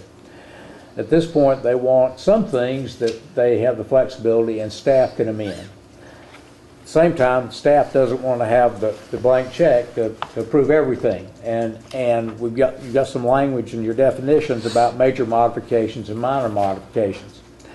And minor modifications can be approved by staff, major modification by this board. The one loose end that, in the course of talking, is, and I'll tell you when I'm putting in my opinion, and you may tell me I was just off base, but my thought was, if this was a carte blanche opportunity to have this plan amended or adopted, and then a free hand to just change it whenever and however going down the road you want to, where you didn't really approve the plan. You just opened the door. And so I propose that any change in the character of the structure shown on your plot, on your plan, that means the commercial as opposed to single-family lots and units as opposed to multifamily, if there was a change in that, that would be a major modification that this board would have to approve. Bob Ost, who has been assisting them, came back and said, you know, of course they want exactly the opposite. They want it to be all minor modification that the staff can have a say-so in. Talking to Josh, Josh might be that staff person and is not particularly happy being the one that gets to make all those decisions. Bob proposed that we look at it that up to a certain percentage of change, staff can do it. When you start exceeding that, then come to the board. That percentage hasn't been locked in, but I put some language in that basically says if there's a change in the character or nature or structure types that vary from those indicated on the master plan, that such changes increase or reduce the number of units to be contained in the multifamily structures by more than blank percent. We've talked, just talking anywhere from 10 to 20 to 25%, whatever, what this board's comfortable with. You may tell me to toss it all together, I don't know. But Josh did look, and in our T&D, there's that same kind of flexibility. And in our T&D, this body is, at least those who went before you when adopting the T&D ordinance, made that number 20%. So if you just, you know, you need somewhere to hang your hat and you're looking at that percentage of how far Josh could go approving changing a multifamily to single-family units. When you hit 20% of the multifamily units, that's as far as staff could go. If you pick that percentage, at that point, any additional change would come to this board. Now, that's a suggestion. That's a combined suggestion between my hard line and the developer wanting the free hand and Bob Oaks looking for a compromise without the percentage filled in. That's up to this board to decide. You do not have a recommendation from planning on that one.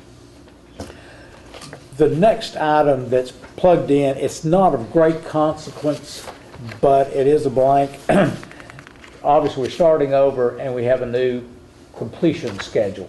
And although it says these are just not necessarily a target because it probably won't run this smoothly, they're looking at a 9-year plan to complete the project, and that's just broken out as roughly 11% each year. As anybody who's had a hand in development, you know that by the time they break ground and get to the point where they can build the first house, they're probably going to be about 25% of their infrastructure. So they'll get ahead of the schedule on the front end, behind the schedule on the end, but they do have a target date for completion 9 years from today. That again, depending on weather and the economy, again, that's something this board can modify. Building heights, it's 40, as Jess said, I've highlighted in the copy you've got, it's 40 feet. I don't think that's a surprise or anything. The couple of things, if you get over to page 8 in the copy you've got, if everybody ended up with a highlighted copy, under sidewalks and trails, I've kept the original blurb from the original master or original agreement, but there was that question, as Jess mentioned, what they would like the town on about developing off-site access to the lake and the golf course. And I stuck this in, and this is hard line, but again, my wording, just picking a position that you guys can talk from, it just ended that paragraph D. It says developers indicate it might develop off-site improvements to create pedestrian connections to Lake Tomahawk and the golf course. But no firm plan is approved, adopted, or required, and the town is not committed to bearing any of the cost of easement acquisition or sidewalk or walking path construction or maintenance. Again, just indicating what this agreement is not doing. It's open for this board to decide in the future. I don't think I'm locking you out of it. I'm just saying at this point, this plan is not saying you're doing anything. The next one is probably been the most, got down item G on that page, is stormwater. That one, this a little different in that this development at this point, they would like to use, I've heard it called about everything, but the pit down to the croquet court to treat some of the stormwater runoff. And that paragraph has been pretty largely rewritten. But the first 2/3 of it is language that me and Josh put together. And the last one is what Bob Oates has asked to be added. And it's not a commitment, but it's a commitment to consider. It says developers requested that the town to allow the developer to utilize the existing stormwater basin adjacent to Tomahawk Avenue and to encroach on this property to install stormwater improvements that will serve the property. If the engineering studies required for construction of the facilities serving the property support the use of the Tomahawk Avenue basin or the developer's encroachment on the property, the town will consider the developer's request.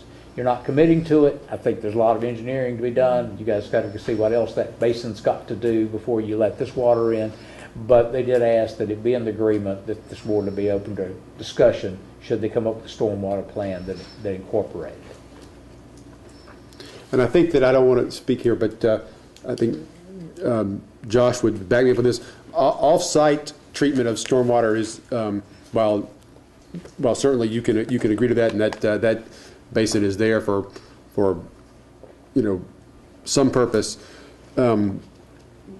We currently do not encourage off-site treatment of stormwater. So I think it's probably just as likely we'd be looking at some combination at the best, because our land use code doesn't currently provide for off-site treatment of stormwater. This agreement does, and there may be some consideration because that was built there, and we don't, it may be. From an engineering perspective, capable to be used, and then that's fine. I think our concern from a staff perspective is that we have an opportunity to review whatever proposals are brought to us without a commitment on the front end. I think the agreement does that, yep. But without a commitment on the front end, saying that you can use it for off-site stormwater treatment, because I think it's important that everyone's clear that there's still a permitting process. We have an engineer that will review permit applications, and if there's design issues, Josh and I and Ron are not qualified to do that, and so we would have an outside source do that on our behalf. And I want to make sure that you're clear that we don't say you can do something if in the future, from an engineering side, it poses issues. We want to have the flexibility to say that there has to be another way to do that. And so I do think that on-site and off-site is going to have to be considered for this project. The wording was attempted to be put in there that it would just be open for consideration of that commitment on behalf of the town till you see the plan.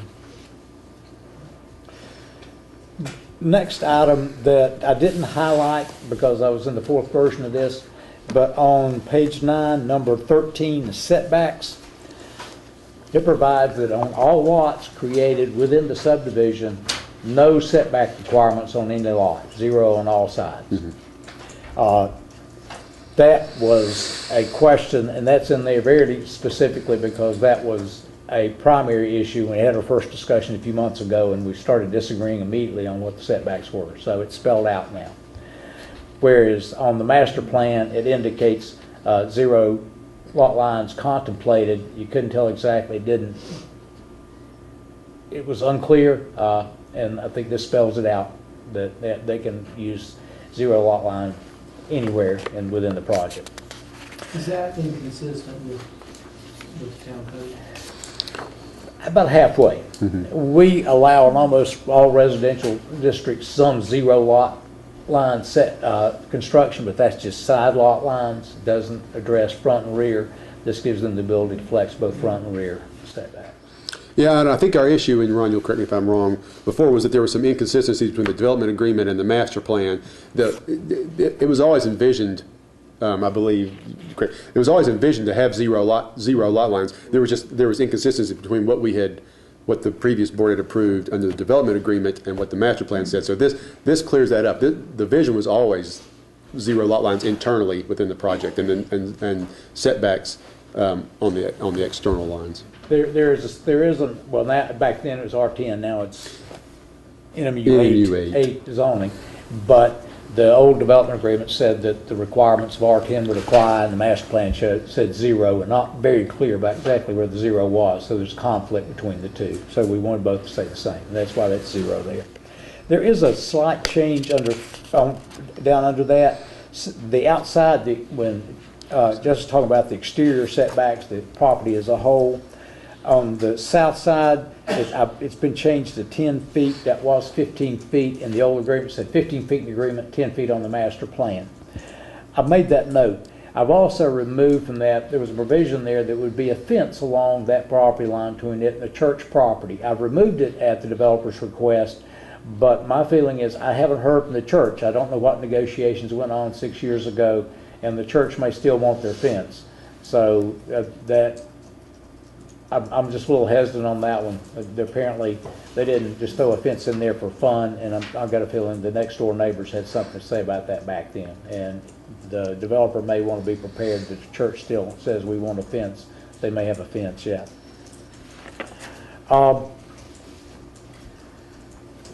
Page 15, since the developer is going to be putting in the water lines, installing the taps, putting the boxes for the water meters, they asked for a reduction of the tap fee or meter installation fee, each one. That would be typically a $2,500 fee. I think it's typically 1625. Okay. 1625. Page 10. We're on page 10. Applicable fees, none items 15. I think that's their sewer tap fee. That's what I think when I was reading that. Maybe. Sewer tap fee. But either way, 1625. 1625 was the cost, original fee, and Matt went over the numbers and considering the amount of work, but retaining basically our impact fee to us and some cost, agreed that could be reduced to $11.25. Whereas Matt has proposed to agree that it be $11.25, except this board to make that agreement. That's right. You'd have to approve that because that is a reduction in the tap fee. But they of course are proposing to put the taps in as they install the water line. So that's a cost that would no longer fall back on us. So to reduce that by $500 per unit, I think is fair. Ultimately, yes, sir. But there's an offset on that because of the. We don't have to provide. We don't have to do it. That's right. Is it a complete offset, pretty much? We don't have to do it. We'll have to put the meters in, and of course the impact fee. I don't want to waive an impact fee because that's based on the need to find the water. Yes, the need for the water in the system. In addition to the cost of meters and putting in but if they're going to put in the tap and the boxes, that construction alone is probably the offset for that is worth it for us and for them.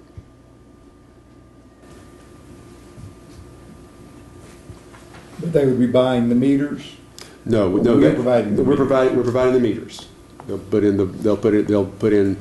just put in the taps and a box, and we'll put the meters in. We'll come back behind them and put the meters in.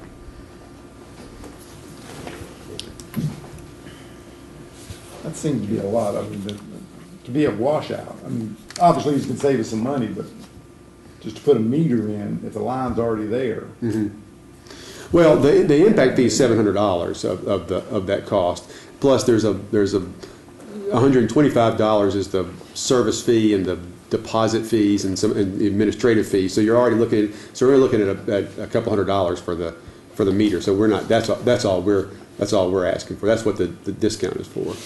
It's just to cover our cost for the meter. It's not trying to make any more off of it. You're right. They'll absorb the cost of putting it in as they go through. I think it'll work out for both sides. I think it's a good compromise for both sides, actually. Okay, the rest of that paragraph 15 at the bottom. Presently, when the first master plan, they asked for some discounts, but we didn't have any discounts on fees for affordable housing, and now we do. The rest of that paragraph gives the developer the best of both worlds if it's approved by this board. It says obviously they'll be entitled to the discounts or reduced fees, development fees for each affordable housing unit they build. It also goes on to say that they get to keep that. If it gets worse, they can use today's discount. If it gets better, they can take advantage of a better discount should we adopt a better one in the future. If that's just affordable housing discount. The idea being to encourage affordable housing. Backing up a notch, Part of the reason that I think that it's fairly significant that you have some control over the multifamily dwellings is if there's going to be an affordable or workforce housing, that's probably the way it's going to have to be built. Single-family structures, to build one and put it out there for less than $200,000 is kind of miraculous in Black Mountain. So I think that's where your affordable housing part's going to be. Is that then the condominiums that are up on the hill? Is that what would potentially be Well, actually, affordable housing? those tree houses up on the hill. That's a little country stuff up there. But Down the below, where they've condominiums got are down low. Well, the 10-unit condos, I think that's where the potential is. That's not locking them in. That's just saying that if they meet those requirements, then they would qualify for the affordable housing credits. And like Ron said, if in the future the affordable housing credits are more favorable, then they can take advantage of those. And if they're less favorable, then they get to use what we have in place today. Over on page 11, number 18, this is just a follow-up on the modifications. It says minor modification be approved by zoning administrator. Major modification follow the process for initial approval, meaning basically they come back to this board in a public hearing for a major modification of the plan. And then back on that topic, there's some things that you set forth earlier in your explanation that will be in the agreement that are automatically become major modifications. Well, we hadn't pinned that down exactly. Well, that's the number. That's the thought, and I think the multifamily is the big thing that could change, and trying to narrow it down. But you guys pick the percentage or toss it, whichever you want to do. But I'd written that if they change the character of structures from what's on the master plan, then that would be a major change that staff couldn't approve. They came back and said, we want all of that to be staff approval. We want it to be a minor modification.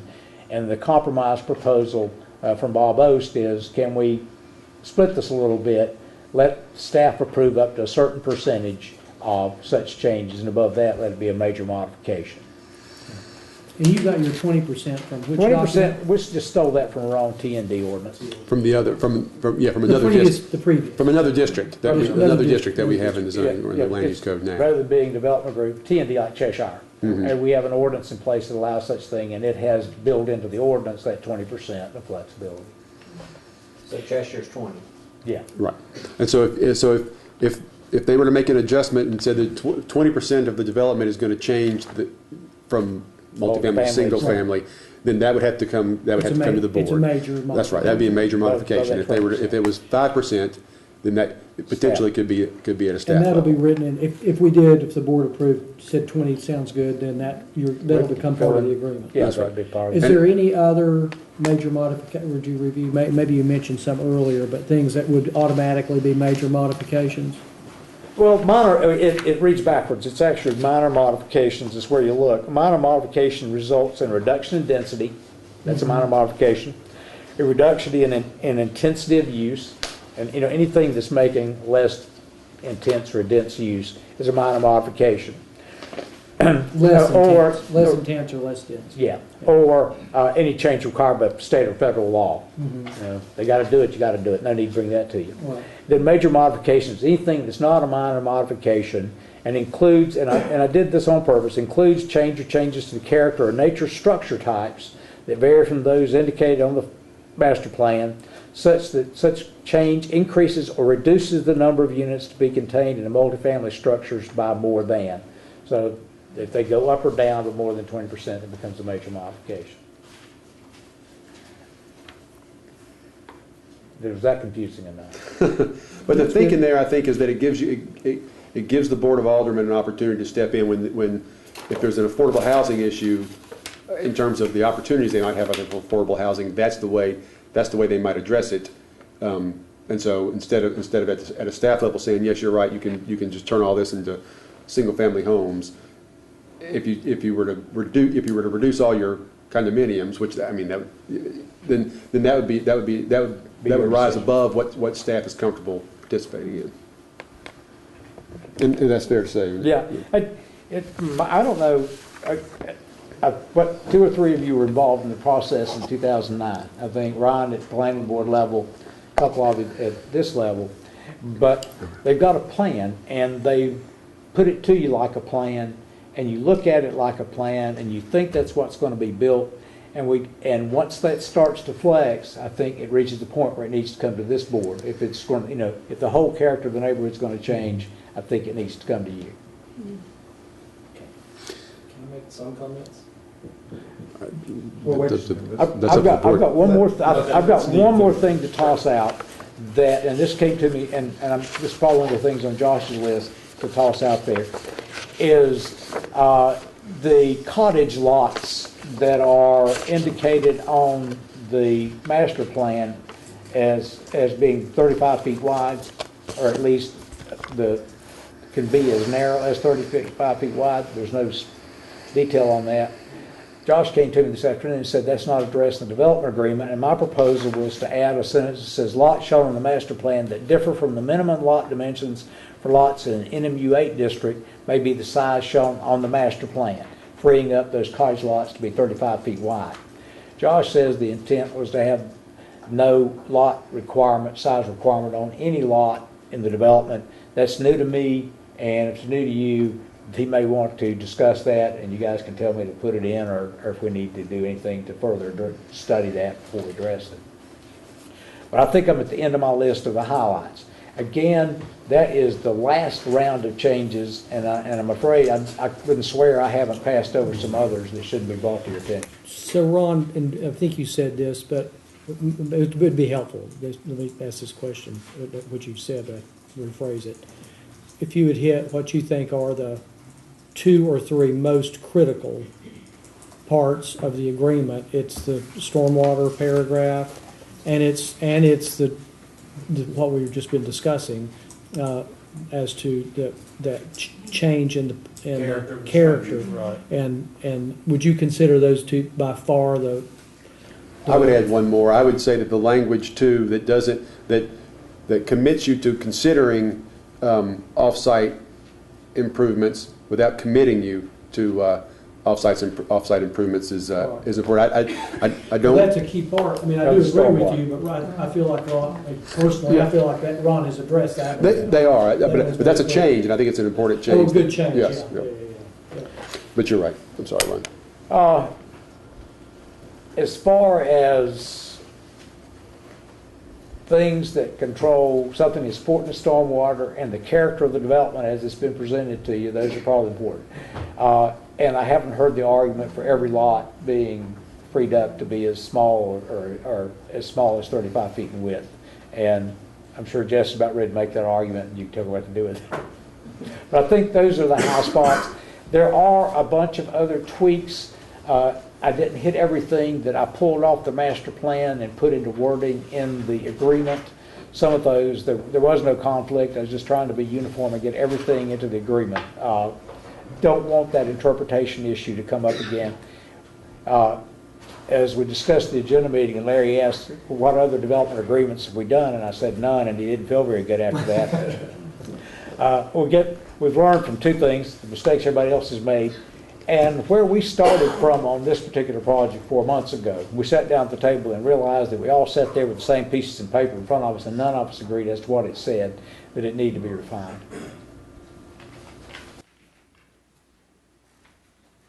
All right, and Ron, I appreciate your synopsis, and those basically 4 or 5 items are the same things I flagged and wanted to talk about anyways. So I'll sort of go back through in order as they come through the agreement. Is why as we decided to actually define minor and major modifications as it's spelled out in the agreement. What's actually different from Cheshire is this plan is let me pull back. Our client and developer has spent a lot of money on a market study, and what that market study did for us is, pulled a lot of research from existing residential sales, the market. It analyzed single-family homes, it analyzed attached multifamily homes, and it analyzed the condo market. And this plan 5 years ago, I can tell you, the condo market, and as for sales, is completely different than it was back then as it is today, and it'll probably be completely different 5 years from now. So our goal as a developer is not to put a plan and go build it and try to sell it. We have to understand the market. And so right now we do have 142 condos. The condo market right now can't absorb that. So if we went out there and built that, they wouldn't sell. And so that part of this developer agreement, we're seeking some flexibility. This plan, I would consider this plan the most intense plan that this property could handle and develop. And we don't want to do anything more intense than this plan. And so as we define the major and minor modifications, what we're asking flexibility on is if we take some of the condos that are on the north side or the bottom side of the property, and because the market's not there, we would like to go ahead and build a less intense type of use that's on this drawing, whether it be a attached townhome or a cottage lot or a tree house. We would like to do that, and we would consider a reduction in density a minor change. And a lot of other municipalities seem it that way. This is a conceptual plan approval. Bob Ost, who was the city attorney for City of Asheville for many years, said they generally interpret it that way. So we're making sure that if we were to build a bigger type apartment building or more condo building, that would be considered a major change. But we're only looking at this when it's a reduction in intensity and density, and that's what we're asking flexibility on. And that's a key difference probably from Cheshire, the T&D development. That's where they define uses of public, civic, and commercial, and they have the ability, that percentage lets you mix that around without it being a major change. Here, we're not necessarily mixing around. We're a less intense use, so we feel like we're presented to the public and you guys the most intense use. If we were to scale it back, that's why we're sort of wanting that flexibility. I think I've talked with the clients. We'd be willing to they didn't want the requirement of the percentage as it's read of X percentage of the multifamily products, but we'd be willing to go to 25%, which I guess is just slightly above what Cheshire is. That's sort of our food for thought there. But I wanted to make the key difference, because I don't think Ron spoke to it, is it's not 25% increase in intensity or increase in density. This would be only to reduction in densities and reduction in intensities. So we couldn't take a townhome and add a multifamily building, because that would be an increase in intensity. It's actually written so, yes, you could.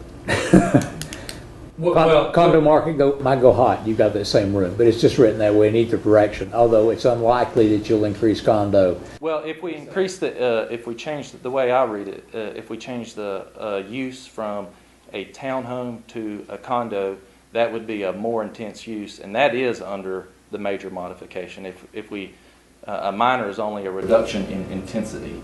So if it's an increase, then major. So we're major either way. Okay.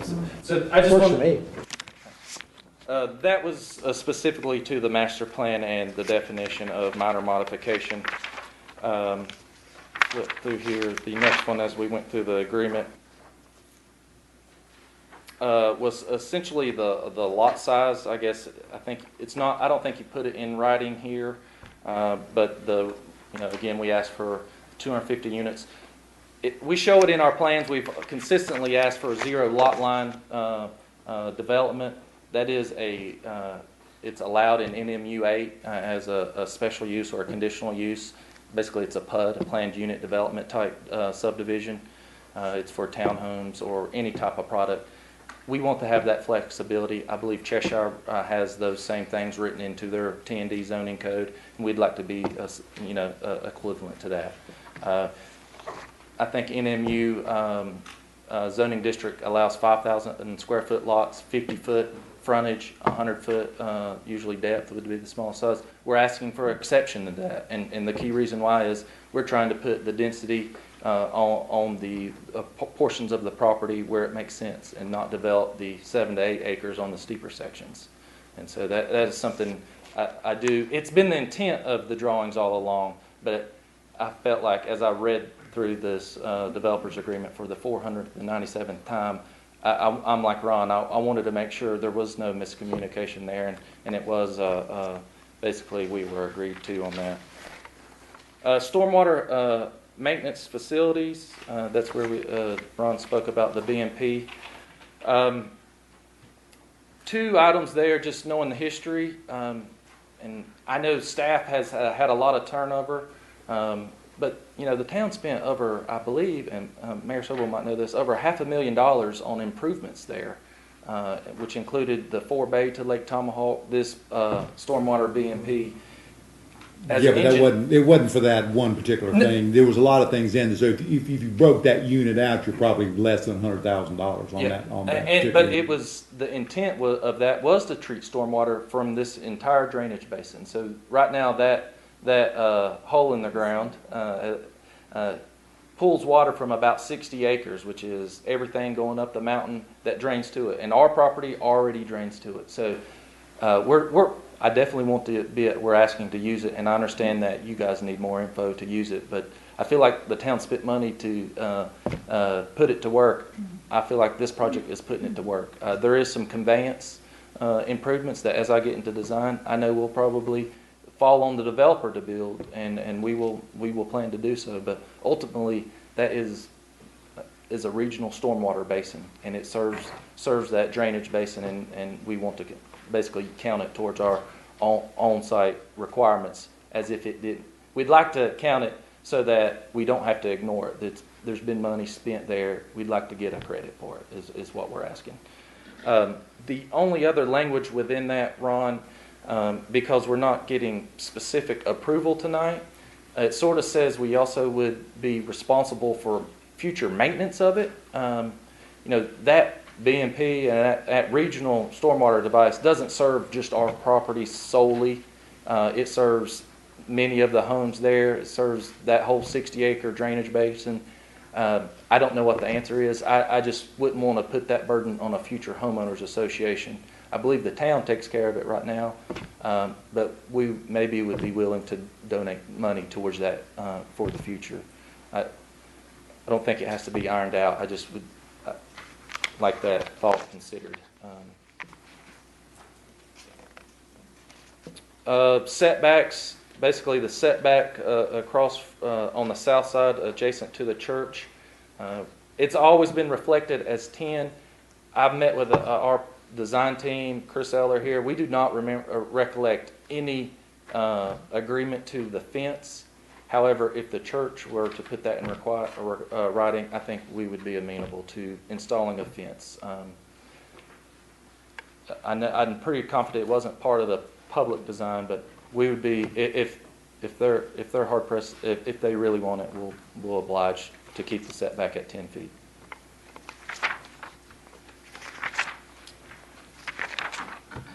I think that covers the sort of 4 items. I'll be glad to answer any other specific questions. Yeah, before we go any further, I just want to, because we are looking at a plan here, and development agreement refers to this particular to this plan, as we see it right here in front of us. And unless my math is a little confused on my math, I come up with 260 sites here. When you start going through and adding all these up, you got 260. Because I mean, this is what this board would be voting on. I'm a little confused as to why this is 260 versus 250. Well, it's only 250. We're not asking for 260. Well, no. No, I know you're not. Okay. If you count the buildings. Let's start over here with these tree houses. There's 31 of them. That's what you said. That's fine. When you get into the 10-unit condo buildings, there is 10 of them. and that's 100. Then you get into 6-unit buildings, and there's 7 of them. 7 times 6 is 42. So that's 142, like you have listed under the condos. Okay?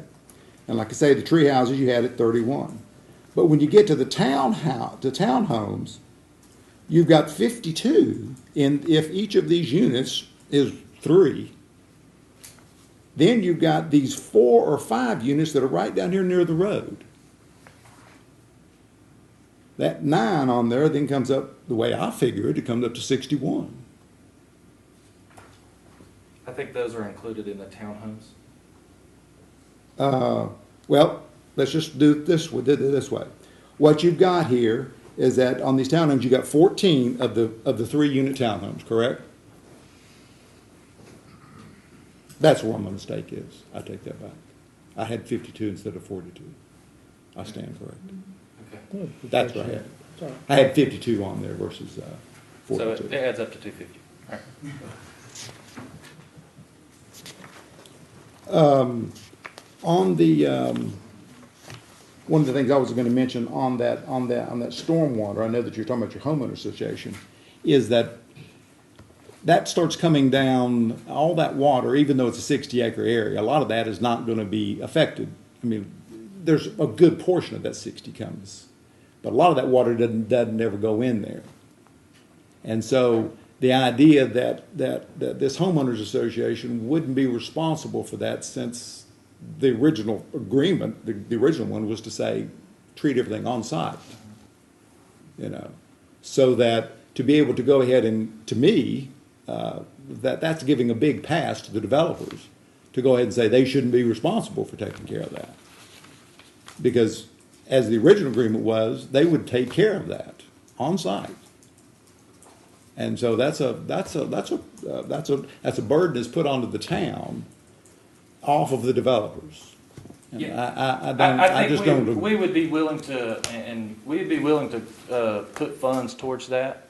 But there's obviously stormwater, just as I think we've experienced in that area, is let's say something downstream of our project goes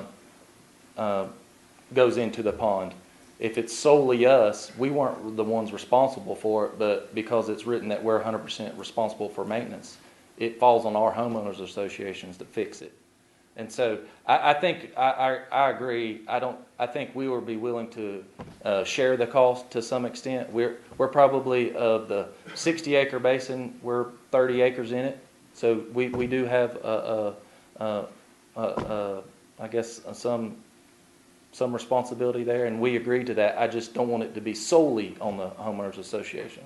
So if the home builder, say that the cottage lots directly across the street were to get redeveloped and flush sediment into it, because it's my homeowners association responsible for it, now they're fixing that pond, and it wasn't to anything of their wrongdoing.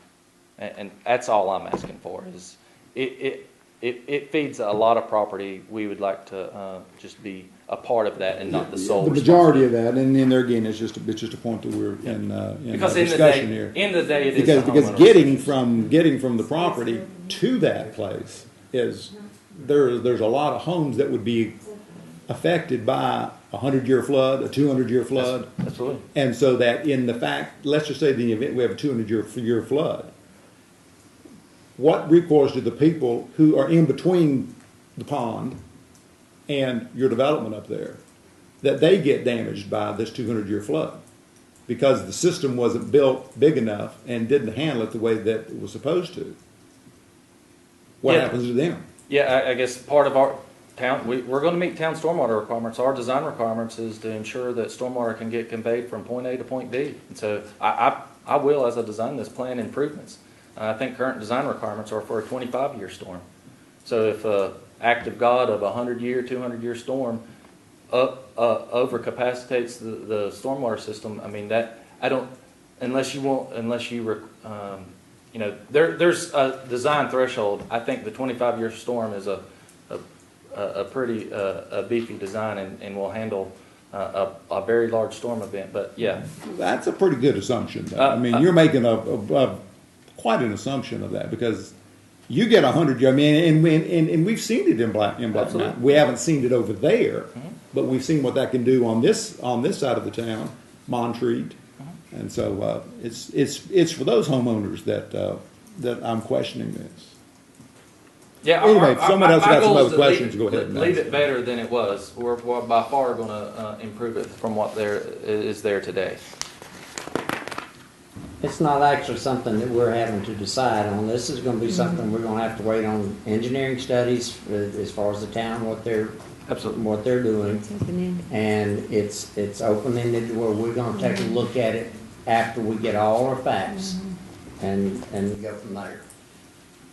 I will say, I will understand say, I that. appreciate the information tonight, though. It's been very helpful. It's been very helpful.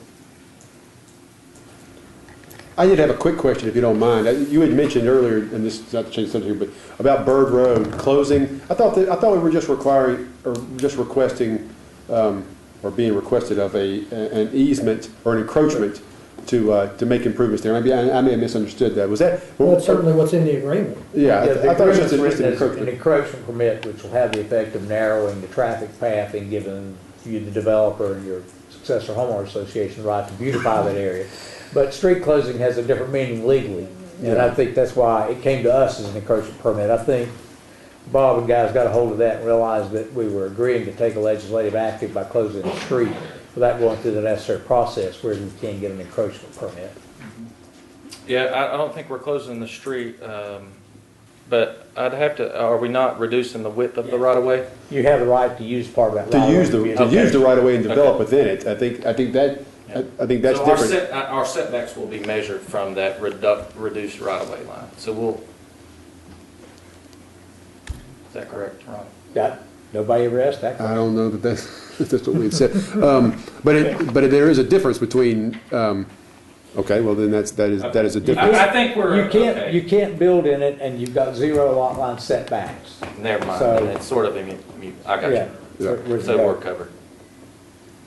But we're not going to close it. The entire road? Right, or No. or a portion of the right of way. We're going to allow you to use the right of way for part of your development, basically, That's right. for the buffer, Yeah. the whatever we're calling Yeah. beautification. What are we calling this buffer? They can pretty it up. Yep. Pretty up Are you your wanting to continue it being one way from one corner of the property to? Yeah, it's to remain as is, and a lot of that came from the neighborhood.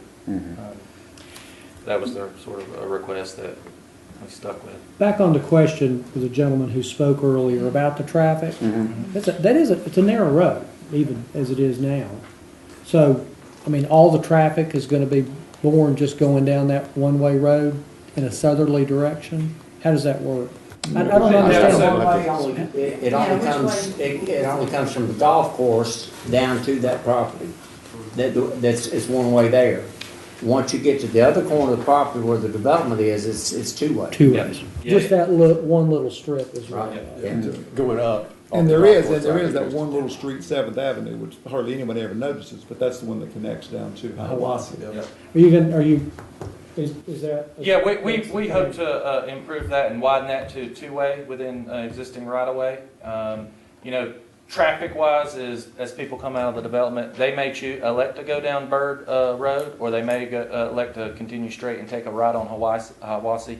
Our traffic engineer, as we did the study back in 2008, and as they model full development, and they sign a percentage based of what do they think where are most people going, and I can't remember the exact split difference, but it's sort of about 50%, and again, there was no findings of significant impact of this development and traffic maneuvers. Almost that you would think if the traffic, if you're going to go to Old 70 and maybe you're going west, you might go down Bird Road. Otherwise, you might not because of the intersection down there, frankly. The intersection really, that would be difficult if there's very much traffic down there at that intersection, really, as it exists now. Yeah, it really can't handle much more traffic in certain periods. I believe that. I believe that. One issue that I was still having on this, which we're talking about this percentage that the board will have to decide on. When this developed, when Rob Hibbard first came up with this plan, That's why the majority of the units in there were multifamily, because we're going to be affordable housing. And that if you end up reducing it by the figure that you're speaking of 25%, you're looking at right at 35 units. That'd be a reduction of 35 units. I think that's a lot of units of affordable housing that a lot of people in reviewing this plan, both on planning board, both in the town and on staff, are very comfortable with the fact that we've got this much affordable housing for the town. But to put that provision in there that we could reduce it by 35% or 35 units, 25%, I think is quite a reduction in affordable housing aspect of it. And therein, that's one of the problems we have in this town. There's not enough affordable housing. Yeah, I know, and I definitely understand the concern of affordable housing in Black Mountain. I grew up here. You know, it took me 10 years before I could move back and afford to live in it. We have not taken advantage of the density bonus of affordable housing.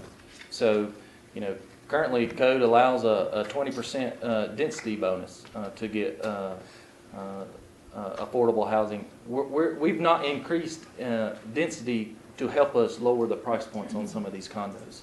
And a lot of that came through working with this plan with the neighborhood. And a lot of the residences on the hilltop side were not fond of even looking at two and a half story buildings in multifamily complexes.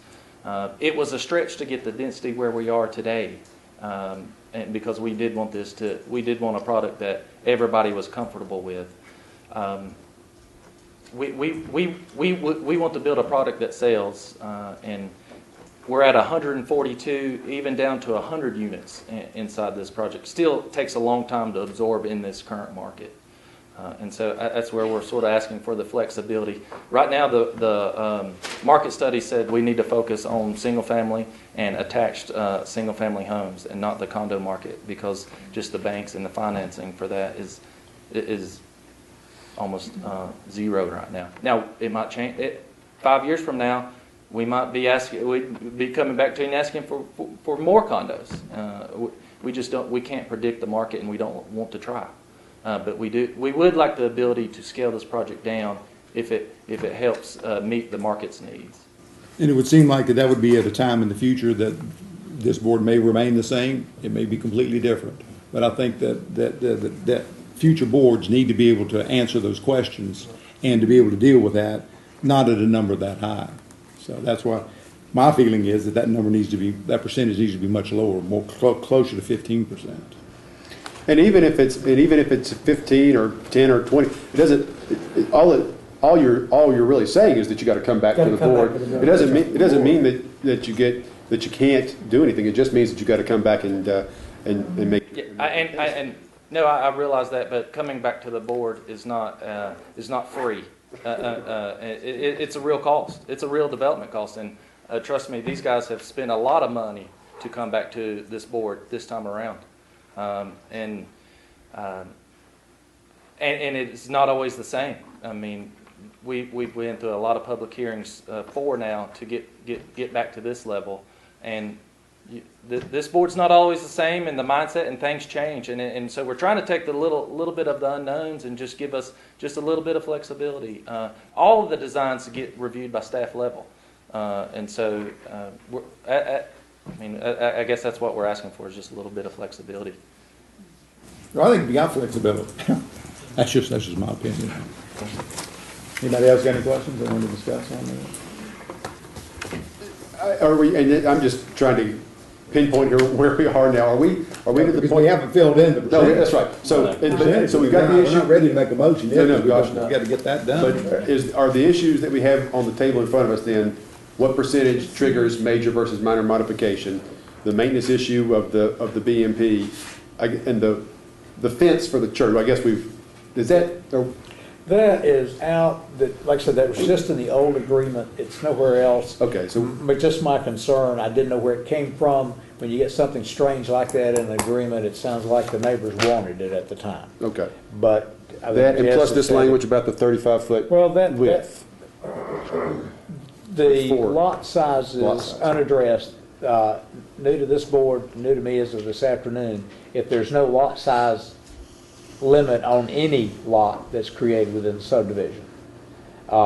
Presently, the master plan shows that what they've been calling the cottage lots are envision it being as narrow as 35 feet.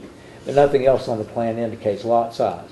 Jess said this afternoon that they want that kind of freedom on any lot they create within there that could be as narrow as 35 feet with an undefined depth.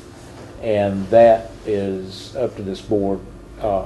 Comes to you without recommendation from anybody, just request from the developer that there be no minimum lot size requirement. And they're reflected on the plan. If you were to scale it, they're smaller than zoning minimum. So it's sort of staying true to the master plan, but I just wanted to make sure that was. All the townhouses, it doesn't, I mean, not the townhouses, the tree house doesn't show any lot size at all. That's right. So it's sort of the zero lot line product. This lot line could be 5 foot outside the drip edge of the product, and obviously that's not going to meet a subdivision requirement. Right. So we just want to get them all treated the same way. So are those our three issues then? The lot lines at 35, or at least the lot width, what triggers the major versus the minor modification, and the maintenance issues of the B&P? Are those the issues in the development agreement? Well, the maintenance issues of the B&P are open, and we're not locked into those. Okay, all right. But those are just addressed without. Okay, then we're down to and the first part of that was written for on-site, obviously, and obviously they're responsible for on-site. But if it goes off-site, first off, it's got to have a plan that'll pass, and then this board will approve, and then you can negotiate how you deal with that maintenance at that point, depending on the impact. Okay, and it's clear that the town will consider the request at the time. So that's our way of saying if they can't, you're not locked into that's going to be addressed if it has to be. We could completely deny it and say it has to all be built on site based on the reports that we get and whatever the decision is at that time. Okay, yeah. All right. One question is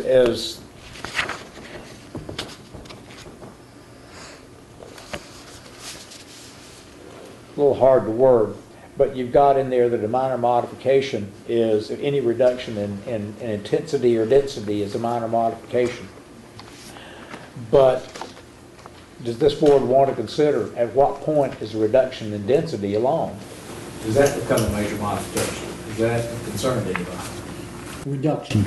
Reduction. So you've got 250 units, you're planning, or anticipating a project of a certain size, it's going to do certain things. And then what if they come back and say, we can make a killing with 10 huge houses on this property and walk away. Is that a problem for this board? Yes. I mean, for the exact reasons that Michael stated. I think one of the things that drew a lot of us into this project, and I'm very happy to see the incentive that we added about the affordable housing, giving them the opportunity at later dates to get rates that are more favorable. But if we don't treat it that way, we're really squandering this opportunity to have some type of affordable housing project in the middle of this community. So yes, I think that a reduction does need to be considered by us. There could be a point where the reduction in density could be a major change.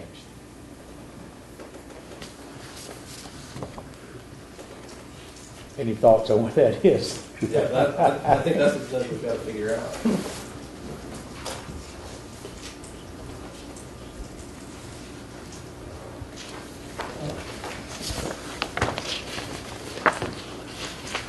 Any thoughts from some of the other board members?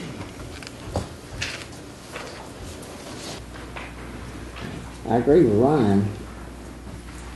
There could be reductions that should be considered major.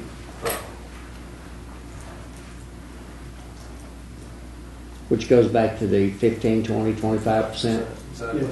But doesn't and just correct me if I'm wrong, doesn't the language that's in here, it says such change increases or reduces the number of units? It's the character of the units is what I'm looking at, not the total overall density. Right. Okay. And perhaps this board with a bit of control over the multifamily, but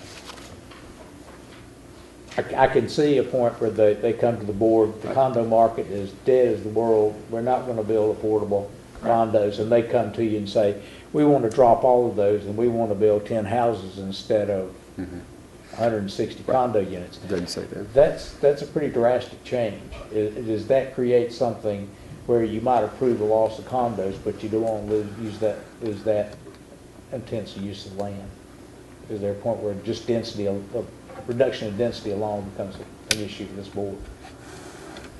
Well, I think the answer has been yes. I mean, but then it's how you define it. Mm-hmm. At what point is there major? Well, it's not, yeah, I think we can define the density. It's the what triggers.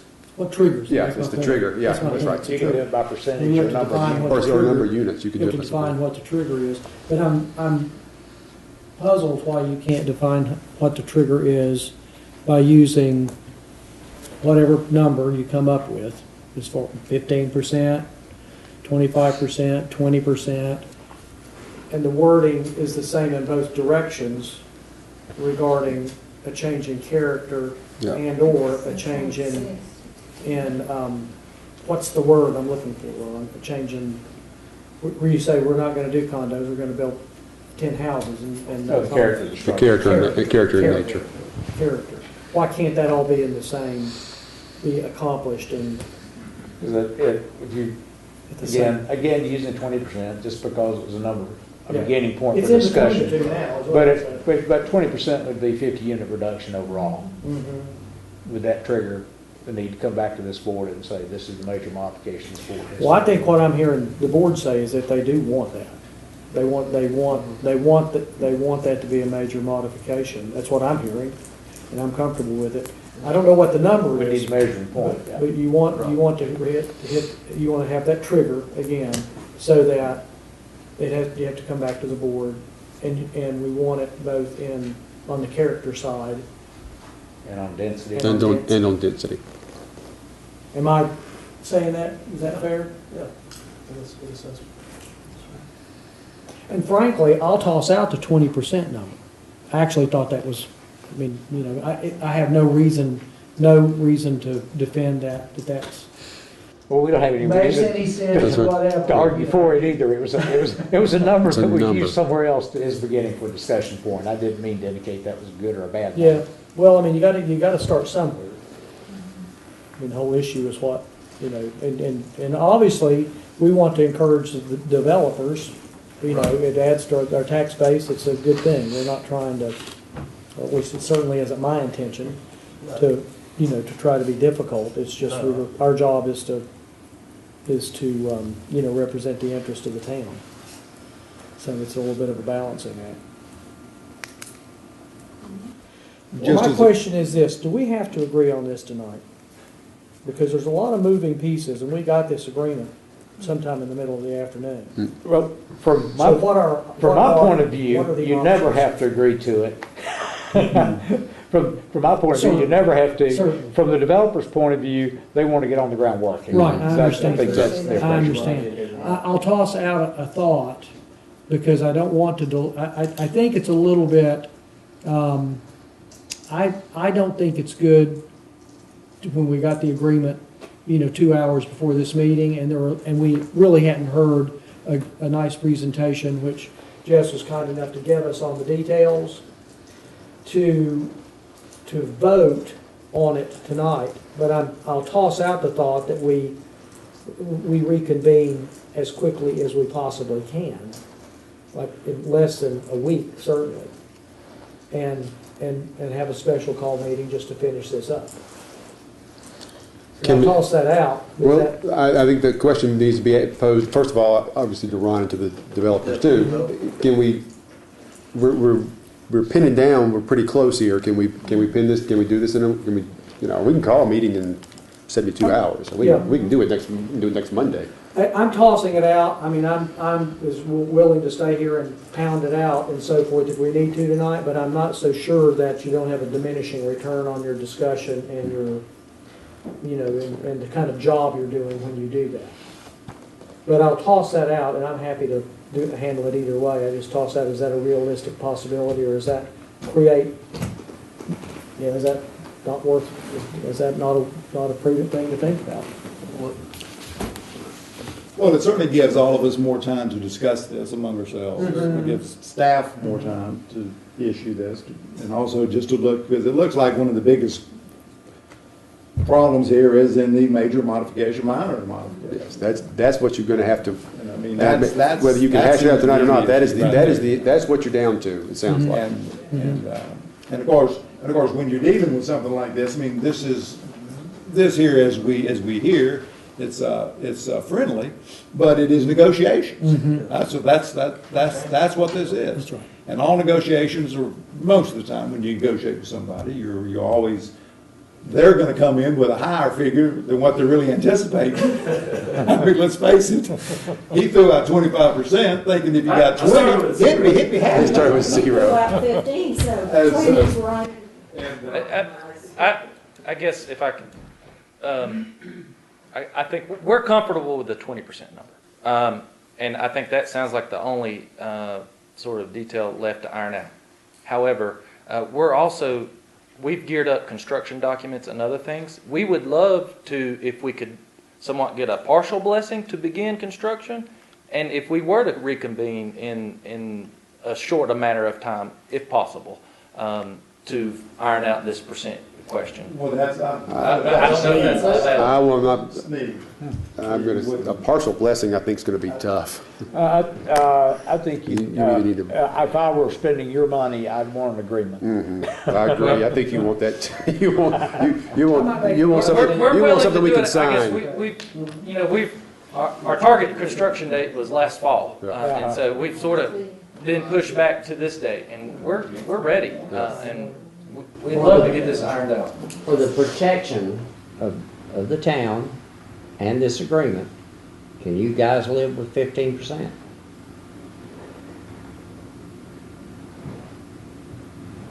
And that would be 15% of the 142 units, which would be basically moving 21 condos to single any other type product. you're talking about 2 buildings, a little over 2 buildings, I mean, because you got 10 in a building.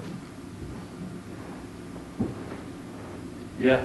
If you guys want this done tonight. Yeah. I think let's do it. started is. Yeah, I think we could. And We can come up with a better argument as to why it should be more, we'll come back and. Yeah. There you go. It just comes back, that's right.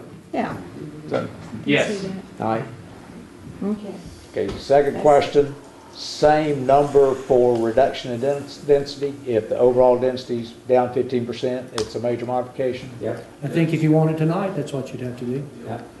Okay, third question, is this board comfortable with there being no minimum lot size requirement in this development? I would like to ask one question on that, and it's simple and maybe a dumb one, but but it might be helpful to the public. Tell me what the downside is in public interest to there not being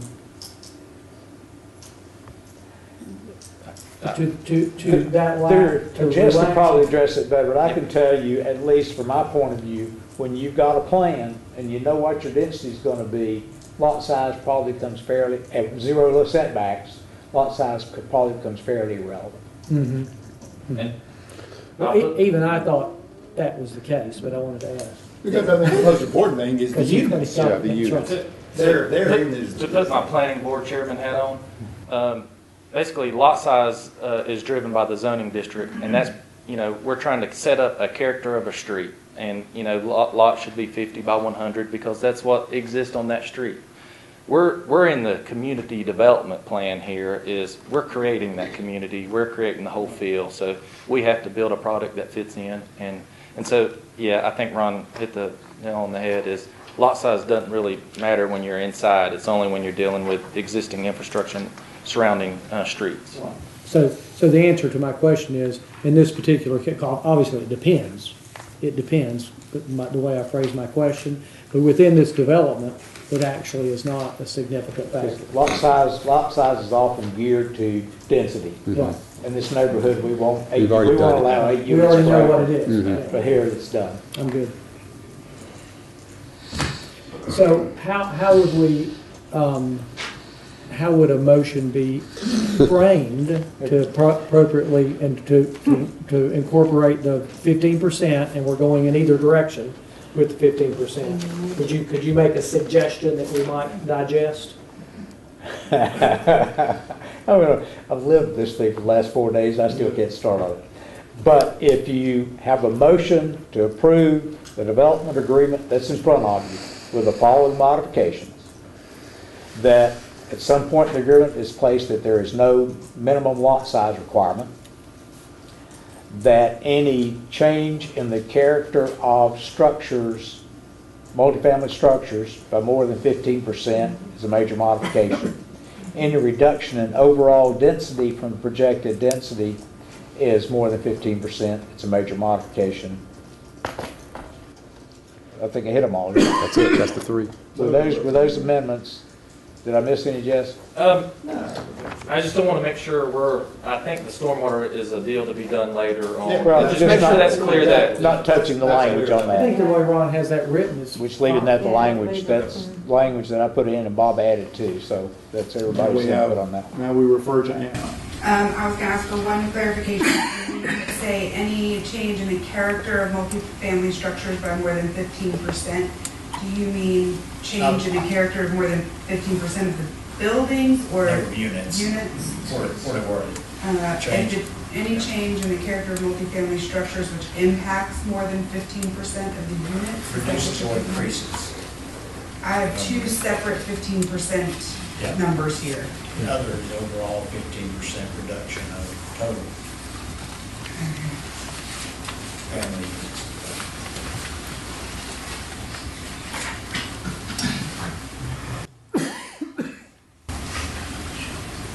Everybody made it up now. Well, let me just read this and see if this is what you all think you're agreeing to. Motion to approve the development agreement as presented with the following modifications. No minimum lot size requirements.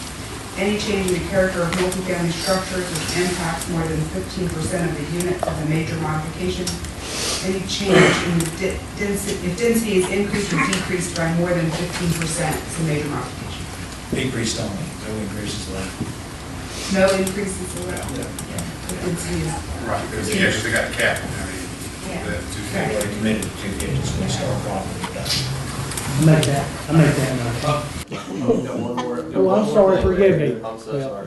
It's a minor thing. On page 11, that modification of agreement, on 18 there, you've got minor modifications may be approved by the town zoning administrator. Since we're new to this, and Josh, I hate giving you one more thing. What do you guys think about saying planning director or designee?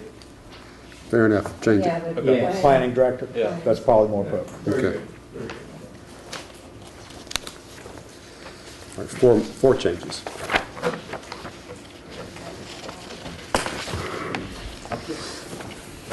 So I'll make that motion with Ryan's additional modification. That's the motion. Any discussion? Does anybody want to hear the motion again? That might be good. Okay, motion to approve I'm sorry, I didn't get this. Made a motion to approve the Roberts Farm Master Plan and Development Agreement as presented with the following modifications. No minimum lot size requirements. Any change in the character of multifamily structures which impacts more than 15% of the units will be a major modification. If density is decreased by more than 15%, this will be a major modification. And any minor changes to be approved will be done by the town planning director or his designee. Everybody comfortable with that? Okay. All right, all in favor? Aye. Opposed? It passes. We now have to get a statement of consistency to approve the development agreement for the Roberts Farm So moved. subdivision. Any discussion? All in favor? Aye. The ayes give it. All right, that was unanimous. Okay, let's see what we got left here, folks. Good work. Okay, we got communication. I doubt if Mr. Snead has anything left. but he might- I've talked out. Matt, do you have anything? No, sir, I don't have anything else. I did have one thing. I want to go ahead and mention this, and this is a letter that was sent from Mr. Campbell Cotton. He refers, this is a gentleman that built some condo, 3-unit plex triplex over on White Pine Drive. He refers to Ms. Tipton, Mr. Cordell, Ms. Stacy Frady, and Mr. Josh Harold. He also mentions Mr. Keith Belt. And I think it's very appropriate that he has sent this letter because tonight we've heard from the Public Works, we've heard from Recreation. And I think it's only fitting then that when he says, in closing, I truly believe you are a very fortunate leader to have such devoted professionals on your staff. Truly all employees of Black Mountain are outstanding examples of professionals. This town is no different than a company, and we're no better than the people we got working for us, and we got a damn good group of people working for us. Thank you. Amen. Anybody else have anything? Yes, sir. Go ahead. Matt, Miss Ammons, who came up here and she was talking about that we were not doing something with the golf course that we used to do or that we had changed or something like that. I don't have any memory. Of course, my memory could be very, very vague and losing, but has this board changed anything as far as the golf course and working with the Owen High School golf team? No, after discussions with the golf course manager, the high school is allowed to play golf for free during the week. High school students are, for their practices, and not on the weekends. Could we make it such that? I never understood it to be like that. I don't know. Okay. But I don't know, maybe. I could understand something like that if in fact on the weekend you had a tremendous, if you were sold out. Practice anytime. Yeah, other than them being sold out, why not let them play in the weekend? And I think that's fine if that's what, I think after speaking to Brent, he had said that, if he could move them to the afternoons or the weekends, in the mornings, you had to take a cart, and so you can't, and those are generally, because they're generally walkers. I mean, we're trying to accommodate the high school for their practices, certainly for Owen. How about this? And I'll toss this out to see. I don't know if we need to do anything. It might be helpful since it was brought up at a public meeting. We just dispose of it. But the Owen High golf team players. What about this, Maggie? On the golf team, and of course, the guys at the pro shop are going to know that. They would have their same usual access to the course on weekends after 2? It had to be afternoon because we require you to take a cart in the morning. I didn't know we ever charged them. So you'd have the same after 2 o'clock. Yeah. It needs to be backed up even further than that, doesn't it? Past 2 o'clock. I mean, I don't know. I mean, if that's what if you pick 2 o'clock, then no, this is weekends. Yeah. Weekday. They're in school anyway, so they can't play until 3 o'clock then. So we want to know if they're playing during. That's right. If they're playing at 2 o'clock, we got to call talk to Brent and see what he thinks about the timing of it. Okay. It sounds like the board's in agreement to let them play, but not in the morning and certain times. Okay. We can address it. Clear golf team players only. Yeah. This is not opened up to the general public. Okay. I understand. But I would add that we provide the same benefit to Asheville, was it Christian Academy? Yeah, we should. We provide it to the same kids. Montreat, yeah. Well, my understanding is that when Montreat when they have a team that practices, that they actually, and this is and I'm only going by what Brent's told me, that in the past, Montreat College has paid a fee, and then those kids all get to play. They pay a fee up front, and then all the kids get to play. But they have not had a team in a couple of years. I think they got a team. I think they're putting the team back together. Do you want to include Montreat, Owen, and Asheville Christian? Well, the only thing I could just want to say, just as the mayor, about the fact of Montreat was the fact that we did this for them, and then they ended up having some golf tournaments to raise some money, and didn't have it at Black Mountain. Oh, okay. Yeah.